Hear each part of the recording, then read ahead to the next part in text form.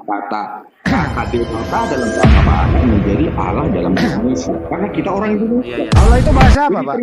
Allah itu bahasa enggak, sebentar Pak. Sebentar Pak. Allah bentar Pak, Pak. Allah itu bahasa apa? Allah itu bahasa Indonesia. Bukan KBBI Pak, coba. Bahasa Arab. Allah itu. Bukan. Ini. Coba buka KBBI dulu deh. Dengar dulu. Asalnya memang iya Bang Handi. Pak Handi. Udah familiar. Pak Handi, terimalah itulah perbedaan pemahaman kita tentang kata Allah. Pak Handi harus terima itu. Nggak bisa Pak, nggak bisa. Kalau soal iman itu oke, tapi soal terjemahan nggak bisa, nggak boleh. Sebentar, Pak Handi. Tadi Pak Handi bilang kita diskusi. Jadi kalau diskusi, terima bahwa memang ada yang berbeda. Tidak usah ngotot-ngotot. Iya, makanya dengerin gantian bicaranya, Pak. Karena kalau kau mendebat itu, sudah dibuktikan bahwa itu tidak bisa kau anggap sebagai milikmu pribadi. Contoh, di Malaysia itu sudah diuji. Gantian bicaranya, jadi Pak. Itu harus ya, sebentar dulu supaya nanti kau nyaman menangkapinya, Bang. Terima perbedaan itu. Terima bahwa yang berbeda pemahaman kata Allah dalam Islam dan Kristen. Oke, gantian ya Pak. Bahwa itu adalah proper name bagi Islam dan generik name bagi orang Indonesia di Batak, namanya debata. Iya gantian Pak. Udah Pak, gantian lah Pak. Banyak Bapak ini. Gimana? Ya, silakan Bang. Tahu izin ya Ustaz. Cocok ini. Gimana? Jadi menurut KBBI Allah itu nama Tuhan dalam bahasa Arab. KBBI yang ngomong nih, pencipta alam semesta. Nama Pak. Oke. Saya ulang ya, KBBI lo. Allah artinya nama Tuhan dalam bahasa Arab. Bahasa Arab itu Allah Pak, bukan bahasa Indonesia. Itu satu. Kedua adalah bahwa Allah itu adalah nama pribadi sang pencipta. Oke. Gantian Pak, Bapak panjang loh tadi. Terus. Kristen di Indonesia. Sebentar. Mohon maaf ya Ustadz Unggul. Nanti kalau Bang Juma naik, Ustadz turun ya. Boleh. Sedikit saya aja nih, Bang Andi. Jangan lu sama Bang Juma aja. Jangan biar gue yang turun aja. Iya, Bang Andi sini aja. Kayaknya Bang Andi punya masalah pribadi sama aku ya. Satu sedikit ya, sedikit aja. 1 menit Bang Zuma ya. Silakan. Jadi kalau masalah keimanan itu tidak bisa diganggu gugat. Tapi kejujuran itu perlu dipertanyakan. Kalau menerjemahkan terikat kaidah terjemahan. Orang mau menerjemahkan bahasa asing, rujukannya kepada KBBI, Kamus Besar Bahasa Indonesia, lalu kaidah-kaidah penerjemahan. Di sini LAI tidak jujur, menabrak Kamus Besar Bahasa Indonesia. Di situ ditulis, coba cari di KBBI. Allah adalah nama Tuhan, nama Tuhan dalam bahasa Arab. Nama Tuhan dalam bahasa Arab. Ya. Dalam bahasa Arab ya Pak. Kalau nama Tuhan dalam bahasa Arab, kenapa ini tetap dipertahankan oleh LAI? Karena kalau saja LAI jujur, siapakah nama Allah Bapa di dalam perjanjian baru? Nggak ada yang bisa jawab. Paling jawabannya Bapa adalah Yesus, Yesus adalah Yesus, Roh Kudus adalah Yesus. Lalu yang kedua, ya kalau kata Allah semua dihapus, perjanjian lama menjadi Hasem, Adonai, Elohim, lalu perjanjian baru menjadi Theos, saya yakin Kristen pasti akan gulung tikar. Disitulah inti utamanya kenapa kita selalu berdebat antara Islam dengan Kristen. Banyak ayat-ayat dicolong dari Quran lalu digeser maknanya. Rasul, munafik, kafir, itu semua begitu. Alkitab dibanding Al-Quran Pak, itu nggak boleh Pak bilang colong. Alkitab pun kamu nyolong dari bahasa Arab. Lebih dulu Alkitab. Alkitab itu nama lain Al-Quran. Al-Quran itu nama lain. Yang lebih dulu pasti yang dicolong. Alkitab itu bukan kitab kalian. Alkitab itu bukan kitab kalian. Kitab kalian Biblos, kumpulan buku-buku. Biblos kumpulan buku-buku atau gospel. Ganti. Ya, disinilah kesesatannya terjemahan sehingga banyak orang-orang Kristen terjerumus dalam terjemahan. Iya kalian tertawa karena di hati kalian tahu Dikati kalian tahu, bilang colong itu tetapi nggak boleh kalian itu. beriman hanya karena dari terjemahan LAI. Kalian nggak berani mencari kebenarannya. Gantian, saya balas dulu. Oke Bun, Nih, ganti gantian. sama Bang Zima Bun. Iya, ini Aku saya turun. balas ya. Baik, Pak Ngomong ke Bulu. Bonggul ya. Sebentar, Bonggul Pak sebenarnya nggak Doni. boleh ngomong. Pak Doni, Bonggul. biar saya ngomong Iya, Pak Doni. saya dulu. Saya dulu bentar. Biar saya Nah, jelaskan gantian, gantian. Gini, nggak akan mungkin ya Alkitab nyolong Al-Quran. Itu logikanya nggak masuk karena Alkitab lebih dulu dibanding Al-Quran. Ya. Oke. Tapi kalau bosannya saya balik nih, saya bilang Al-Quran nyolong dari Alkitab itu bisa sah-sah aja karena lebih dulu dianya. Itu logika Karena ini berpikir berbicara, yang ntar Doni, saya sehat potong gitu. dulu dikit. Karena ini berbicara Iya, di tunggu Indonesia. dulu dong. Ini saya baru sebentar udah Iya, karena ini langsung Gini. to the point aja kalau gua. Enggak, saya- Lebih duluan mana? bilang- Dengerin Don. Baru kamu kasih ada waktu. Lebih duluan Ya, boleh, mana? Lebih duluan mana? Al-Quran ada di Indonesia daripada Bible. Duluan mana? Iya, lebih jelas lebih dulu Alkitab dong. Dari Hong Kong. Enggak. Dibawa sama penjajah dulu kayaknya. Iya, Enggak, duluan. gini. Saya Duluan. nggak perdebatkan. Saya nggak ngomong di Indonesia, ngomong di dunia ini loh. Kan Oke. kita harus ngomong Nah, di dunia. ini kan kita Itu berbahasa diambil Indonesia, itu. Bro. Karena enggak, saya nggak mau bahasa Indonesia. Saya begini. Kenapa Iya, saya iya, bilang iya. begitu? Karena isinya pun hampir banyak mirip-mirip gitu loh. Saya- Ya, contoh Pak kayak Doni. tapi diplesetin gitu loh. Itu bisa bilang bisa nyolong. Jadi Pak Unggul Sudrajat Oke, jangan kembali ke kata Allah kali gini aja. gitu loh. Kenapa? Sebentar Pak Garli. Seperti itu. Saya Sebentar. nggak terima dibilang itu nyolong. Kenapa LAI mempergunakan kata Allah dari mana dia ngambil? Enggak, tadi tuh harus luruskan dulu itu. Jadi Ya iya, logika inilah masalahnya berpikirnya- tadi. Ya, Enggak, saya dengar sih dulu, Bang Handi, logika berpikirnya, ya contoh ini ya saya bilang ya. Sama kayak bahasa iPhone dengan Oppo ya. Itu Ah, bisa udah nggak bilang, usah ya. begitulah ah. Lebih Gini dulu aja. iPhone kan dibanding Oppo. Sekarang itu sama Oppo itu sah iya, gitu loh, karena lebih dulu. Itu logika langsung berpikir. Dia enggak langsung dibahas aja, langsung ke Quran, poinnya. gitu loh. Don. Nah, itu Dari poinnya di mana situ. menurut Itu Anda logika berpikir, orang yang cerdas gitu loh. Dari mana menurut Anda LAI mengambil kata Allah dari mana? Enggak, bahwasanya saya bilang tadi itu kata-kata Ini Rasul, aja itu langsung nggak boleh intinya. ini lagi. Langsung intinya dari mana Ya, intinya itu LAI dengerin pertanyaannya baru Coba ada tanya jawab. Bang Juma dulu, kita ribut nanti ini Bang Handi nih, kayak gini-gini nih. Dari mana? Gitu.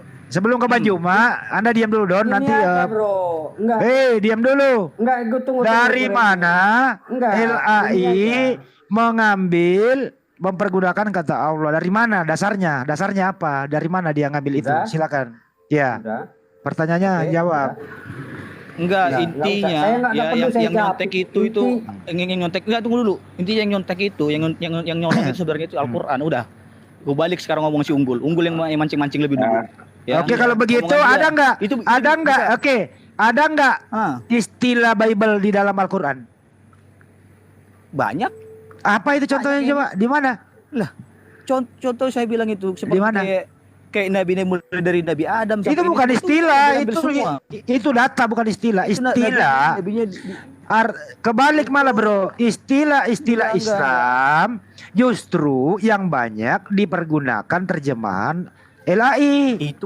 itu penerjemahnya aja karena diambilnya konsep mayoritas di sini gitu loh. Artinya Kan itu kebanyakan namanya nyolong bahasa bro. Indonesia. Itu artinya nyolong. Itu penerjemahnya Bro, itu Hendy. kalau gitu. Ya lu Karena saya itu LAI cuma dong. isinya Gitu. itu Oke oke oke. terjemah aja. Jadi yang jadi Udah diakui dia. Lu jadi Doni Dengar. nyalain penerjemah ini. Dengar. Doni nyalain LAI. Enggak gini Bang Handi gini. Iya iya. Enggak akan mungkin ya, enggak akan mungkin yang pertama itu bisa nyontek yang sebelumnya itu. Ya buktinya LAI kan banyak istilah Islam dia pakai. Ya, dengar itu logika orang-orang cerdas berpikir, nggak mungkin yang namanya Ya, lebih dulu datanya, yang faktanya, kemudian. Don. Tapi kalau yang kemudian nyontek Don. terdahulu itu bener, itu fakta Ini gitu loh. faktanya Don. Faktanya ini terjemahan LAI Jadi banyak si- mempergunakan si- istilah si- Islam. Si Unggul itu jangan kayak gitu, saya nggak Udah. bakal lagi dianya. Faktanya. Gitu, gitu. Teman-teman, boleh saya Pak Don sedikit Ya. ya Pak Handi. Habis itu Boleh, ke Bang Pak Juma. Handi? Ya silakan. Habis itu ke Bang Boleh. Juma silakan. Pak Handi. Ya. Jadi kalau saya ngelihatnya gitu, tadi kita terima lah. Artinya begini. Kalaupun KBBI juga mengatakan melengkapi kok kata bahasanya dalam bahasa Arab.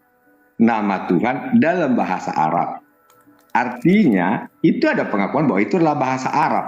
Udah. Bukan bahasa Islam. Itu yang pertama. Kita terima dulu itu. Oke. Yang kedua Pak, ya.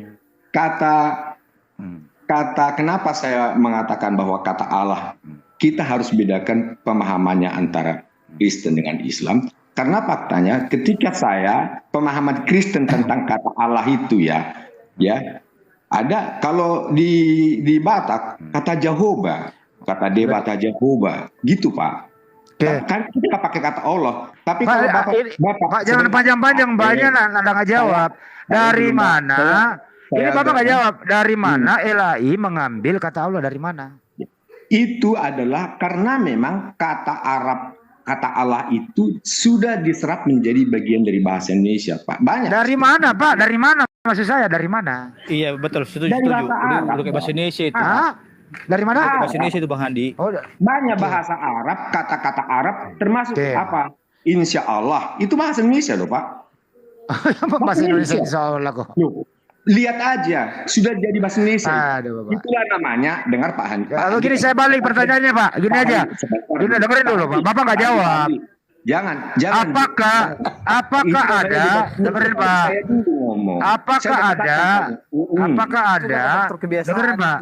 Apakah ada original teks Bible Anda itu baik di Hebrew atau Aramaik atau di Yunani? Apakah ada kata Allah di sana, Pak? Dengerin dulu. Bapak nggak bisa jawab ini, makanya dipotong. Saya mau Apakah katakan ada? ini, kalau begitu Pak Handi, Musa tidak mengenal Allah. Kalau itu kau bikin jadi apanya, jadi ukurannya. Tapi saya tidak katakan bahwa kata Allah Subhanahu Wa Taala itu yang di dalam bahasa apa itu adalah terjemahan kata Elohim. Pak, Mungkin. ini dijawab dulu, Pak. Dijawab jujur dulu biar jelas. Kamu juga tidak jujur Pak Handi. Sudah saya jelaskan tadi, terima perbedaan bahwa kata Allah itu, dengar. Ini Bapak ini kemana-mana, Pak. Dari ini saya baru setengah menit, setengah menit aja saya bicara. Bapak kan satu menit Pak Handi. Satu menit Pak Andi. 1 menit. Dengar. Apa? Dengarkan nih. Kalau Bapak pergi jalan-jalan ke Mandailing, ke Mandailing, sebagai bukti bahwa bahwa Allah itu kata proper name, ke Mandailing, ada nggak terjemahan Al-Quran dalam bahasa Mandailing? Ada. Tetap mereka pakai kata Allah. Tapi kalau Bible, kalau bahasa Bataknya Bible, nggak akan ketemukan kata Allah. Kata Debata. Itu buktinya bahwa pemahaman kita dengan kata Allah itu beda dengan pemahaman Anda di Muslim. Kita terima aja. Kenapa sih? Apa susahnya dari Bukan itu masalahnya, Pak. Tadi kita kan gantian ya. Ini Baju nggak mau ngomong nih. Gantian, Pak. Diskusi itu. Gak usah aja saya diskusi, Pak. Saya raja diskusi. Ini, Pak. Dengerin, Pak. Pak Gardi. Dengerin baik-baik ya. Apakah ada akar kata atau dasar kata Allah di original text Bible, baik di PL maupun di PB, ada atau tidak? Maksudnya gimana? Sudah saya jelaskan tadi bahwa kata Allah itu adalah kata bahasa Arab. Itu tegaskan ke Bibi. Bahasa Bukan Arab. saya nanya, Pak. Ya. Dengerin, Pak. Makanya dengerin baik-baik baru Anda jawab. Pak Handi tidak menjawab esensinya, tidak menerima. Saya nggak menjawab ini, makanya dengerin Pak gantian. Kalau Bapak tinggal jawab yes or no aja. Makanya jangan tanya kata apakah. Jangan tanya itu. Lo kenapa dilarang? Ini intinya di sini. Siapa yang gabrul, Pak? Kau yang tanya, aku yang jawab. Aku jawab seperti itu. Iya, jawab pertanyaannya begini, saya ulang ya. Saya ulang ya. Di perjanjian lama itu Hebrew, di perjanjian baru adalah Yunani. Apakah ada akar kata atau dasar kata Allah di sana? Ada atau tidak? A ada, B tidak ada. Kenapa kamu lari-lari ke situ? Kalau kau mau sampai ke sana, Pak Hendi. Tinggal dijawab, Pak, ada atau tidak? Ada, kenapa nggak ada? Kalau ada silakan. Di PL-nya di mana, Pak? Di berapa ada dasar kata Allah di PL? Cari aja. Ayo coba. Oh kan Pak Handi jago bahasa Arab nih. Coba di apa namanya? Tidak ada, Pak. Sebentar. Dengar dulu. Coba Kejadian 1 ayat 1 bagaimana bahasa Arab? Beresit bara Elohim, bukan Allah, Elohim. Elohim. Nah, Elohim apa itu, Pak? Eloha, jadi Allah. Dari mana lu itu mah akal-akalan lu gak ada. Sama dengan tadi akal-akalan. Elohim itu, aduh. Memaksakan. Loh, itu kau nggak sadar. Kau paham sampai ke situ. Justru saya yang paham, Pak. Beresit para Elohim. Bukan Allah, Pak. Ada aja, Bapak. Beda, Pak. Elohim dengan Eloah jadi Allah. Dari mana, Pak? Jadi gini Pak Handi. Udah panjang juga kita jalan loh. Ya udah selesai ya, Pak ya. Oke, baik, nggak apa-apa. Kalau di perjanjian baru satu lagi, Pak. Satu lagi, Pak. Di perjanjian baru di mana, Pak? Perjanjian baru yang mana? Ini Pak Handi, kita tutup dulu ini. bahwa memang kita berbeda memahami. Ya udah itu udah cukup tadi, udah ulang-ulang berbeda pasti. Tepuk tangan. Kita tepuk tangan tahan dulu. Sekarang Pak, bentar gantian. Sekarang Pak Gar. Pakai yang itu ya, kan ada tang yang banyak itu. Ibu Boru Sinaga. Pak Gar, sekarang kalau Bang Juma dulu ngomong. yang lain dia dulu. Pak Gar, sekarang kalau di perjanjian baru yang mana Pak kata Allahnya Pak di perjanjian baru? Aduh, satu-satu dulu kita bahasakan Pak Handi. Iya, perjanjian baru. Cuma yang ngomong dulu. Waktu kita. Saya nggak pernah. Bapak ini kelamaan nggak mau ngomong. Di perjanjian lama tadi, Anda mengatakan Elohim. Clear. Nah, di perjanjian baru apa? Di mana kata Allahnya di perjanjian baru? Perjanjian baru penyanyi lama itu Alkitab Pak Handi. Jadi iya, akar kata Allah di perjanjian baru itu di mana? Sama itu. Jadi nggak usah itu kau perdebatkan dulu. Saya nggak perdebatkan. Saya ingin uji Anda di mana kata Allah di perjanjian baru. Nggak usah kau uji saya. Ya udah nggak bisa jawab. Gini ya Pak ya. Saya mau katakan gini, jangan kau beda-bedakan antara kata Allah. Ini bukan masalah perbedaan, Pak. Saya pengen tahu Anda itu loh. Alkitab itu adalah satu rangkaian, Pak. Jadi kita di perjanjian baru itu di pasal berapa ayat berapa ada kata Allah akar kata di sana di mana? Bagian yang nggak bisa terpisahkan Bang Andi itu satu itu. Saya nggak bahas itu. Ini akar kata ini menguji keilmuan Anda ini. Jadi kampungan kita. Pasti kampungan Pak karena Anda nggak mau mempelajari original teks Bible Anda. Aduh Tuhan. Kamu itu bicara original teks, terus hebat apa sih kita bicara tentang original teks? Ya makanya sekarang ini di perjanjian baru itu, terjemahannya banyak banget kata Allah itu akar katanya dari mana? Pak Handi, saya tidak bicara tentang kalah menang loh Pak. Saya hanya bicara tentang kita terima perbedaan. Udah gantian Pak, udah Pak, Bapak nggak bisa jawab. Stop. Saya pengen dengar suara Bang Juma ini. Rekaman juga Bang Juma. Oke, Bang Garlali. Oke, Bang Garlali. Oke, sudah. Kita sapa dulu tamu kita, Abang Gurunda kita, Bang Juma. Assalamualaikum warahmatullahi wabarakatuh, Bang. Waalaikumsalam warahmatullahi wabarakatuh. Minal aidin wal faizin, Bang Andi, teman-teman yang lain. Iya dia. Mohon maaf lahir dan batin. Baru pulang saya dari Surabaya. Masya Allah. Iya kan baik. Bang Juma. Jadi kalau ada salah-salah dimaafkan ya. Sama-sama kita saling memaafkan. Jadi gini, Bung. Memang perdebatan tentang nama Tuhan ini, khususnya nama Allah disebut Allah oleh teman Kristen itu akan selamanya kita bahas sebelum Lembaga Kitab Indonesia kemudian merubah kata itu. Nah, betul yang dikatakan oleh Bang Handi, harusnya kita mencari pokok sumber. Kalau dikatakan bahwasanya Alkitab lebih dulu daripada Al-Quran, itu betul, tapi dalam perspektif original teks. Kalau kitab saudara itu lembaganya aja baru tahun 1954 ada di Indonesia. Ya, sehingga kalau kita berbicara original teks Bible memang lebih dulu kitabnya saudara daripada Al-Quran. Nah, yang jadi tolak ukur sekarang ini adalah original teksnya.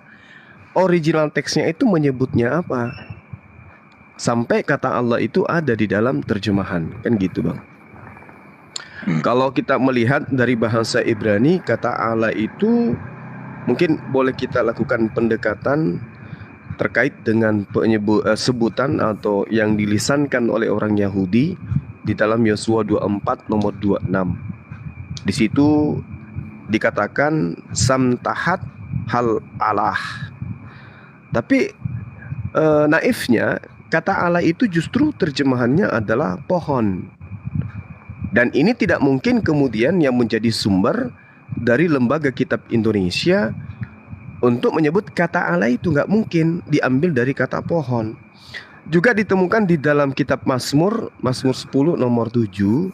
Di situ juga ada dikatakan Allah fihu male.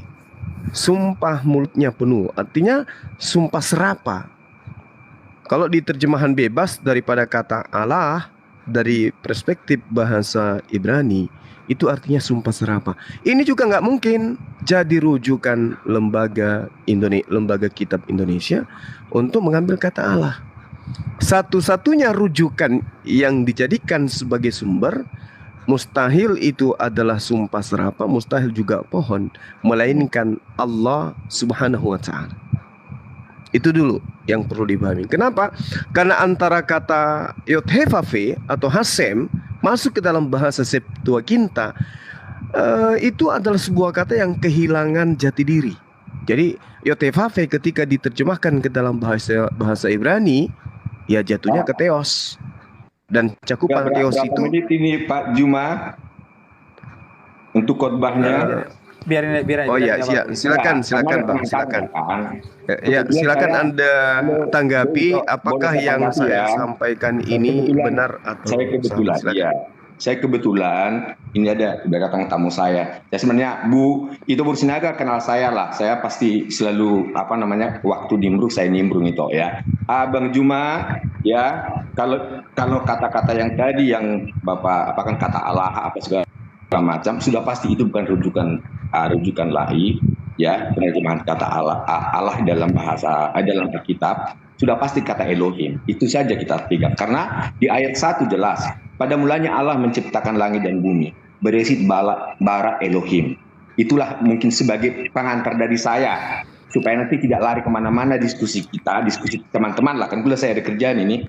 Sorry Pak Juma, saya pengen banyak ngobrol dengan Anda sebenarnya. Yang pasti kalau bagi saya, ketika kita berdiskusi untuk menerima perbedaan. Itu aja mungkin dari saya Pak Juma, mohon maaf ya. Iya Bang. Itu I love you full. Itu punya bini gak usah bilang I love you, nanti ngamuk binimu. Enggak lah, itu punya kau kan? Kau yang ngomong Marito bukan? Ya kalau Marito kan bisa nikah juga. Enggak lah, gimana pernah ada Marito? Kalau di ya kan ini namanya Ito bukan Ito saudara kandung. Nggak saya bela mau. Ya udah itu tarik lah kata-kata. Lo mau. Kalau mau tuh surgoi lah dah. Bercanda kita ya. Ya. Tuh surgoi lah udah. Bahasa kamu kurang mantap kurasa. Bahasa mantap. Tapi makanya saya berpikir. Tapi gini toh, sebelum sekedar ini sebentar Bang Juma ya. Bu, saya bersyukur mengenal Ito. Kenapa? Saya bersyukurnya kenapa? Karena saya akhirnya tahu ini bahwa pengenalan kita tentang kekristenan itu sangat perlu sekali, dan itu yang saya petik. Terima kasih sudah diberikan waktu untuk saya ngobrol-ngobrol dengan Ito. Oke, selamat malam semuanya. Untuk itu aku boras semuanya. Ya, harga boras. Saya udah tahu cara keluarnya. Udah pergilah kau, lama kan kau bilang mau pergi turun lah. Orang mau diskusi. Udah aku turunkan aja lah. Lama kali. Ya terus Bang Jima lanjut.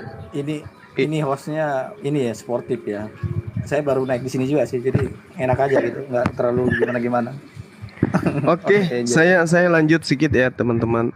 Jadi sumber itu hanya ada tiga, yaitu Al-Quran, Mazmur, dan juga kitab Yosua. Ini yang tiga menyajikan kata Allah. Allah sumpah serapah, Allah pohon, Allah pencipta langit dan bumi. Nah kira-kira lembaga kitab Indonesia itu ngambil yang mana? Pasti ngambilnya ke Al-Quran. Gak mungkin tidak. Nah ketika kondisi ini kemudian ditolak oleh teman-teman, gak mungkin dengan narasi yang dibangun bahwa Islam itu belakangan. Tapi ingat, original teks kitab saudara itu tidak menggunakan bahasa di mana disajikan kata Allah di dalam. Ada kata Allah ada, tapi original teks Ibrani, sementara kitab saudara adalah Yunani. Artinya jatuhnya ke teos. Pertanyaannya sekarang secara umum, kira-kira kalau agama Kristen di Nusantara, di negara kita ini menggunakan kata teos, ada tidak pribumi yang akan murtad, meninggalkan agama Islam menuju kepada penyembahan kata teos? Karena teos itu identik dengan dewa-dewa, identik dengan Tuhan sembahan-sembahan orang paganisme kuno. Maka solusinya tidak mungkin juga dia mengatakan Elohim, tidak mungkin juga dia mengatakan kemudian Yod-Heh-Vav-He, tidak mungkin juga God, tidak mungkin Kurios. Maka Ya, solusi yang paling baik menggunakan kata Allah dengan mencoba memelintir penyebutannya dengan sebutan Allah. Apa tujuannya? Pertama, sebelum masuk kepada tujuan yang pertama, karena kitabnya orang Kristen, mohon maaf, khususnya di Indonesia, kehilangan arah. Kehilangan arah. Bingung menentukan nama Tuhan itu yang mana. Mau disebutkan Yesus, cakupannya semakin sempit. Karena Yahudi menolak, Islam jelas menolak. Mau menyebutnya Theos, cakupannya sempit. Yahudi nggak mungkin mengiyakan, Islam lebih-lebih nggak mungkin mengiyakan. Jadi satu-satunya cara adalah mengambil kata Allah sebagai pelampung untuk melancarkan misi. Nah, ini yang saudara harus pahami, ikhlas menerima kenyataan itu. Allah itu berasal dari bahasa Quran. Jadi kalau ada seorang Kristen, itu Katolik, Advent atau apapun itu yang baik, seharusnya menghormati iman saudaranya orang Islam. Seharusnya menghargai keyakinan saudaranya Muslim. Tidak mencampur adukkan ajaran menjadi sinkretisme. Itu poinnya. Makanya umat Islam itu percaya diri dengan sebutan Tuhannya. Hindu percaya diri, Buddha percaya diri. Hanya satu ini, teman kita yang Kristen ini yang selalu melakukan hal-hal yang jelas sekali sinkretisme, dalam arti kata mencampur adukkan dua keyakinan, di mana mereka menolak Allah tetapi juga menggunakan kata Allah. Nah, yang kasihan ini yang Kristen awam yang nggak tahu apa-apa. Demikian sebentar. Oke, Bang Parude, apa yang mau ditanggapin? Bang Parude, Bang Pardede. Halo. Udah tidur, Ya, apa yang mau kayaknya. Oke, saya mau tanggapin dulu. Kalau Silakan. tolak ukurnya tadi Bang Juma bilang, kalau tolak ukurnya Bang Juma bilang tadi mengenai ke Kristen di Indonesia, sekarang saya jadi pertanyaan saya. Kalau memang Islam itu nggak ada sangkut pautnya dengan agama-agama yang dengan nama Allah atau Yahweh, ngapain ngurus-ngurusin agama Yahudi seperti di Arab? Apa nggak ada masalah juga dulu itu? Kalau memang mau difokuskan hanya di Indonesia ini aja. Kalau kita mau pakai rujukannya kata Allah itu, emang bisa menutup kemungkinan bahwa apa yang tertulis di kitab itu Islam gak akan ambil.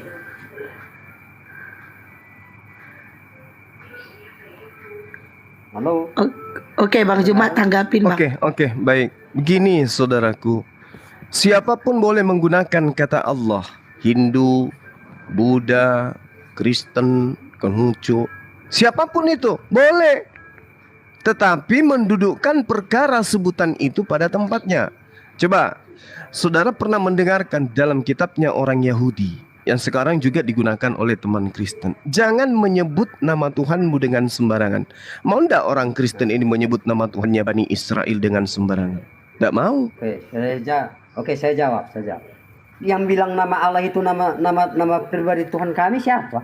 Nama pencipta kami siapa? Enggak. Nah, Anda jujur di situ. Berarti dengan kata lain Anda sudah mengiyakan, Anda mengambil nama Tuhan agama lain dengan sembarangan. Jangan kau menyebut nama ilahmu dengan sembarangan. Itu orang Yahudi. Makanya orang Kristen pun tidak berani menyebut nama Tuhannya orang Yahudi dengan sembarangan. Tapi giliran Tuhannya saudaranya umat Islam disebutnya sembarangan. Oke, ini sedikit ya Bang, sedikit Bang. Ini kenapa kontroversi ini terjadi? Kenapa? Karena Tuhan di dalam Kristen berakar pada ketiadaan konsep nama Tuhan yang baku. Dari sejak pertama Kristen itu berdiri sampai hari ini, gak ada yang baku. Bahwa nama Tuhan itu si A, gak ada yang baku. Kemana-mana perginya. Dia masuk ke dalam bahasa Batak, nama Tuhan berubah. Dalam bahasa Bugis, nama Tuhan Kristen berubah. Dalam bahasa Yunani, nama Tuhannya Kristen. Kemana bahasa itu pergi, ke situ nama itu digunakan. Laksana daun kering, kemana angin bertiup, ke sanalah nama Tuhannya disebutkan. Tidak ada konsep. Makanya kayak begini. Seperti itu Bang. Dan itu harus diterima dengan ikhlas. Itu keadaan, itu fakta. Silakan. Oke. Yang saya mau tanya, kata nama Allah SWT itu jadi nama pribadi sejak kapan Bang? Sejak Nabi Muhammad diutus atau? Sebelum bumi ini ada. Baik. Di mana tertulis itu, Bang? Baik, Di saudaraku. mana Kita Musa enggak? Di Baik, mana silakan. Musa, Nabi Musa mengenal enggak? Di mana Silakan, Nabi Musa, Nabi Nuh, Nabi Abraham, Bapak Abraham mengenal nama pribadi sang pencipta itu Allah SWT. baik, baik. Oke, silakan. Oke. Kita melihat ya data di dalam kitabnya orang Yahudi, betapa banyak kemudian penyebutan nama Tuhan itu dengan dikatakan bahwa Tuhan itu maha suci, maha tinggi. Artinya esensi daripada Tuhan yang mereka sembah itu cakupannya adalah maha suci, maha tinggi. Di dalam pemahaman konsep Al-Quran disebut subhanahu wa ta'ala. Itu dulu yang saudara harus pahami. Sehingga ketika kemudian umat Islam menyebut Tuhannya subhanahu wa ta'ala, berarti merujuk kepada Tuhan yang sama. Enggak, saya tanya Allah itu, nama Allah itu, di mana nama pribadi Allah SWT itu dinyatakan kepada para nabi sebelumnya? Baik, Ada enggak? oke, baik. Mana? Ya, baik. Sama enggak sama Yahweh itu? Oke. Sama enggak itu Bang Juma? Coba Oke, jelaskan baik. dulu gimana kesamaannya. Baik. Jadi di dalam kitabnya orang Yahudi jelas dikatakan bahwasanya Tuhan pencipta langit dan bumi menyerukan, "Aku menyatakan diri kepada Abraham, Ishak dan Yakub, tapi tentang namaku aku belum menyatakan kepada mereka." Lalu kepada siapa nama itu dinyatakan? Kepada siapa nama itu dinyatakan kemudian oleh Tuhan? Oh, kepada Musa. Boleh saya menjawab? Sabar. Oh, kepada Musa. Musa menyatakan diri, Tuhan menyatakan diri kepada Musa dengan sebutan apa rupanya? Oh, Tuhan menyatakan diri dengan sebutan Yod He Vav He. Oh, baik. Tapi bagaimana dengan fakta yang ada dalam kitabnya orang Yahudi, bahwa ternyata Tuhan di dalam Kejadian 15 nomor 2, Abraham sudah menyebut nama itu. Abraham sudah menyebut nama Yod He Vav He. Di mana itu tertulis? Coba Anda lihat di dalam Kejadian 15 nomor 2. Semoga saya tidak keliru, Bung. Di situ jelas sekali Abraham sudah memanggil sebutan Yod He Vav He. Padahal dalam kitabnya di dalam kitab Ulangan 5 ya, kalau nggak salah ya, jelas sekali, terang sekali dikatakan bahwasanya Allah menyatakan diri kepada Abraham, Ishak dan Yakub, tetapi tentang namanya Allah belum menyatakan kepada Abraham. Tetapi di Kejadian 15 nomor 2, justru Abraham memanggil Tuhannya dengan sebutan Yod He Vav He. Nah, yang mana yang benar? Saya pikir luar biasa ya kalau diizinkan saya menjawab. Tunggu bang. Sabar. Tunggu. Sabar. Tadi kan Bang Juma bilang di Kejadian 15. Di mana itu tertulis Yod He Vav He di situ? Tunggu. Di dalam Kejadian 5 dan Kejadian 2, Enggak ada Bang Juma. Coba Anda lihat di dalam Kejadian 15 nomor 2, Bang. Enggak ada Bang 15 Juma. saya. Coba Kejadian 15. Iya, bantu saya untuk memahamkan Lupa saudara. kali Bang Iya. Juma. Lupa Silakan, kali Bang Juma, enggak? Abraham. Insya Allah. Oke. Hafal, Bang Saya Juma. baca ya. Insya Allah saya enggak. Abraham. Oke. Iya. Saya baca Silakan. ya. Abraham menjawab, "Ya Tuhan Allah." Oke. Nah, Anda sudah pintar. Ya. Di situ Abraham memanggil sebutan apa? Ya Tuhan Allah. Ibraninya apa, Bang? Ya kita Ibraninya baca teks originalnya. Original teksnya kan sudah jelas tuh. Wayomer Avram Adonai Yod He Vav He. Di mana? Berarti Abraham sudah memanggil nama Tuhan dengan sebutan apa? Bang Handi? Kita buka aja teks Bang original. Juma, coba tampilin Kita dulu buka teks teks original Bang originalnya. Juma biar jelas. Silakan Anda yang tampilkan. Kalau ada yang ahli Ibrani di sini silakan. Ini Bang Handi ahli dia. Bang Handi coba Bang Handi. Coba tampilkan dulu, Silakan. baca dulu. Biar aku yang baca. Silakan Kanda. Minta tolong. Udah tadi Bang Handi, disebut kok tolong. Allah di situ gimana sih? Udah masih lari Enggak, aja. maksudnya di teks original. Iya, teks original kan dikatakan begini, Bang Handi, di dalam Keluaran 6 Keluaran ya, Keluaran 6 nomor 3 dulu, Bang. Keluaran 6 nomor 3. Musa mengatakan bahwasanya Allah menyatakan diri kepada Abraham, Ishak dan Yakub, tetapi Allah belum menyatakan namanya yang sebenarnya kepada Abraham. Kalau nama Tuhan itu yang sebenarnya adalah Yod-Heh-Vav-Veh, fakta di dalam Kejadian 15 nomor 2, Abraham sudah menyebut sebutan Yod-Heh-Vav-Veh. Berarti ada nama yang benar-benar nama daripada Tuhan yang belum diajarkan kepada Abraham, Ishak dan Yakub. Nama apa itu? Nah, jadi gini Bang Juma, itu kan jawabannya dia, tapi kan bukan Tuhan sendiri yang memperkenalkan dirinya itu pakai nama itu gitu loh. Itu kan jawabannya dia. Jadi gini, Bang. Jawabannya dia kan? Gini. Allah datang kepada Musa. Yod-Heh-Vav-Veh datang kepada Musa. Wahai Musa, aku sudah menyatakan diriku kepada Abraham, Ishak dan Yakub. Tapi asal kau tahu, aku belum menyatakan namaku kepadanya. Tapi ternyata di Kejadian 15 nomor 2, Abraham sudah memanggil nama Yod-Heh-Vav-Veh itu. Jadi nama Tuhan yang sebenarnya ini siapa?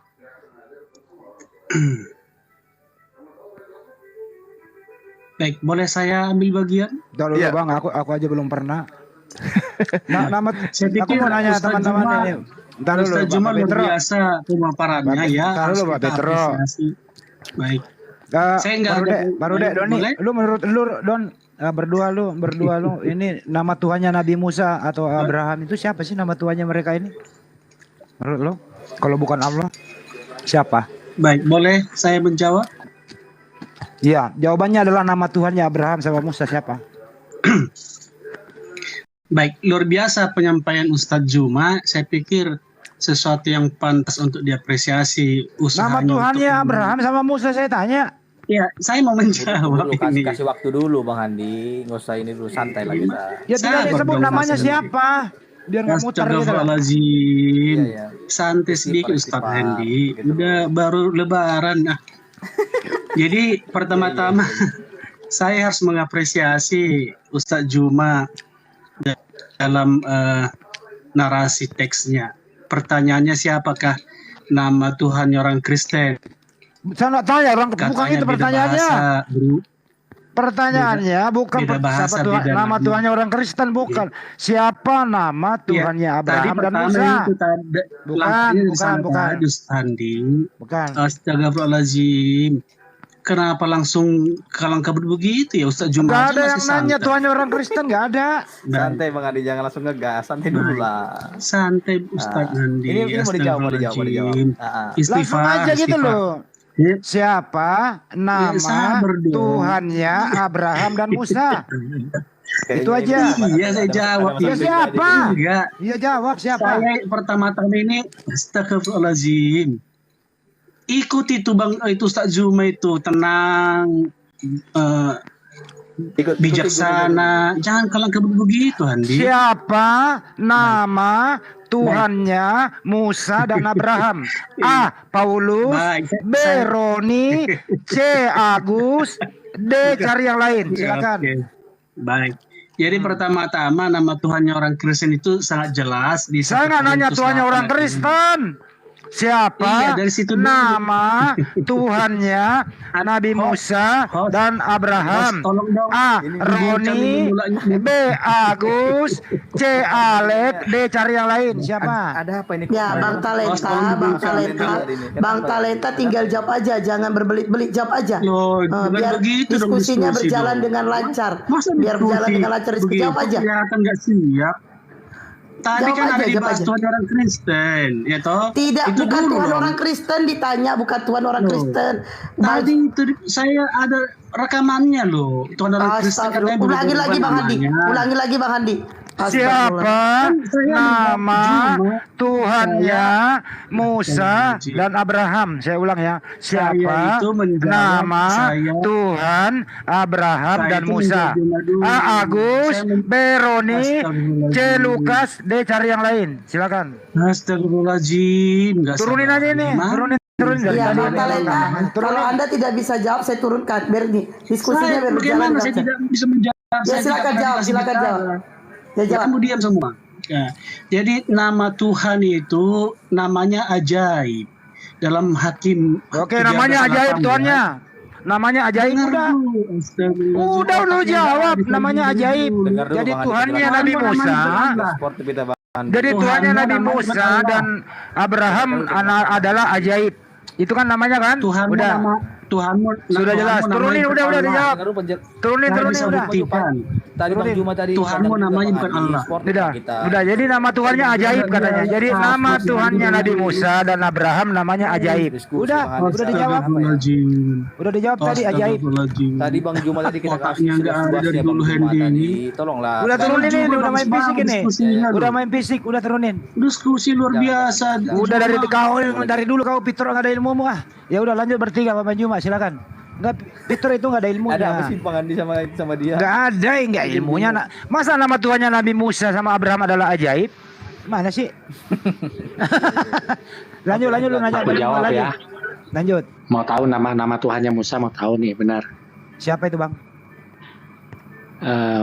Nama Tuhannya Musa itu sebenarnya kita sering mengatakan, tapi siapa namanya? Bukan sering mengatakan, namanya siapa? Namanya Ayahanda. Ayahanda, udah cukup. Waktu itu aja Musa. sih. Namanya Ayahanda, udah selesai. Itu dari mana asalnya? Ya Pak Ustaz, saya nggak nanya dari mana asalnya, udah yang penting udah jawab. Ya Ayahanda udah. Tunggu dulu dong. Jangan ridik dong Bang Handi. Sportif lah kitanya. Kalau saya turun juga iya, sportif lah. Jangan. Iya kan saya nggak minta dari mana asalnya, udah. Sabar. Sama-sama orang Makassar nih, jangan saya juga bisa teriak-teriak. Semua. Iya kan nama Tuhannya Nabi Musa Ayahanda, udah kan itu doang. Iya, tunggu dulu. Ini asalnya dari mana aku jelasin. Saya nggak nanya, saya nggak minta penjelasan asalnya, nggak minta. Oke, jadi udah Anda jawab Tuhannya Nabi Musa, nama Tuhannya Nabi Musa dan namanya. Abraham adalah Ayahanda, udah. Selesai. Selesai toh. Ya sekarang Pak Rude sama Pak Doni silakan dilanjut bersama Bang Juma. Jadi gini Bang Andi, gini maksud aku itu begini. Kita kan sportif dari tadi ya, kita kan slow ya. Tadi Bang Juma tadi seluas-luasnya kami kasih waktu sampai kita mau tidur tadi juga dengerinnya sama Bang Rude ya. Jadi nggak ada yang namanya didikte harus begini nggak boleh gitu Bang Andi. Sportif lah kitanya gitu. Ya kalau Bang Andi mau ngomong silahkan, ini saya kasih waktu nih, silakan Bang Andi, Bang Juma. Gitu loh. Jadi kita harus sama-sama sabar gitu ya. Ini habis lebaran ini. Oke? Masa saya turun dulu ya, saya naik Kristen yang baru aja dulu ya. Kristen yang baru. Masa kan udah sering ya. Iya. Oh, udah sering ternyata itu. Aku baru tahu malah. Ya, Mas Aha udah sering. Udah sering juga diskusi sama Bang Juma dia. Oh gitu. Iya. Romo. Lu setuju nggak kalau nama Tuhannya Nabi Musa sama Abraham adalah Ayahanda? Satu nama si Peter mengatakan ajaib, satu mengatakan Ayahanda. Jangan. Dia jawab sendiri kok.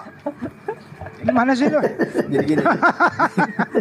Ayahanda sama ajaib. Ya betul dong Bang, Ayahandanya ajaib. Oke lah. Saya tanya ke Bang Tua Mulokon, gimana menurut Anda Bang? Tanggapan Anda? Apa yang Anda mau diskusikan? Bang Tua mah. Yang dibahas apa nih? YHWH kan? YHWH. Dari tadi Abang ngapain di bawah?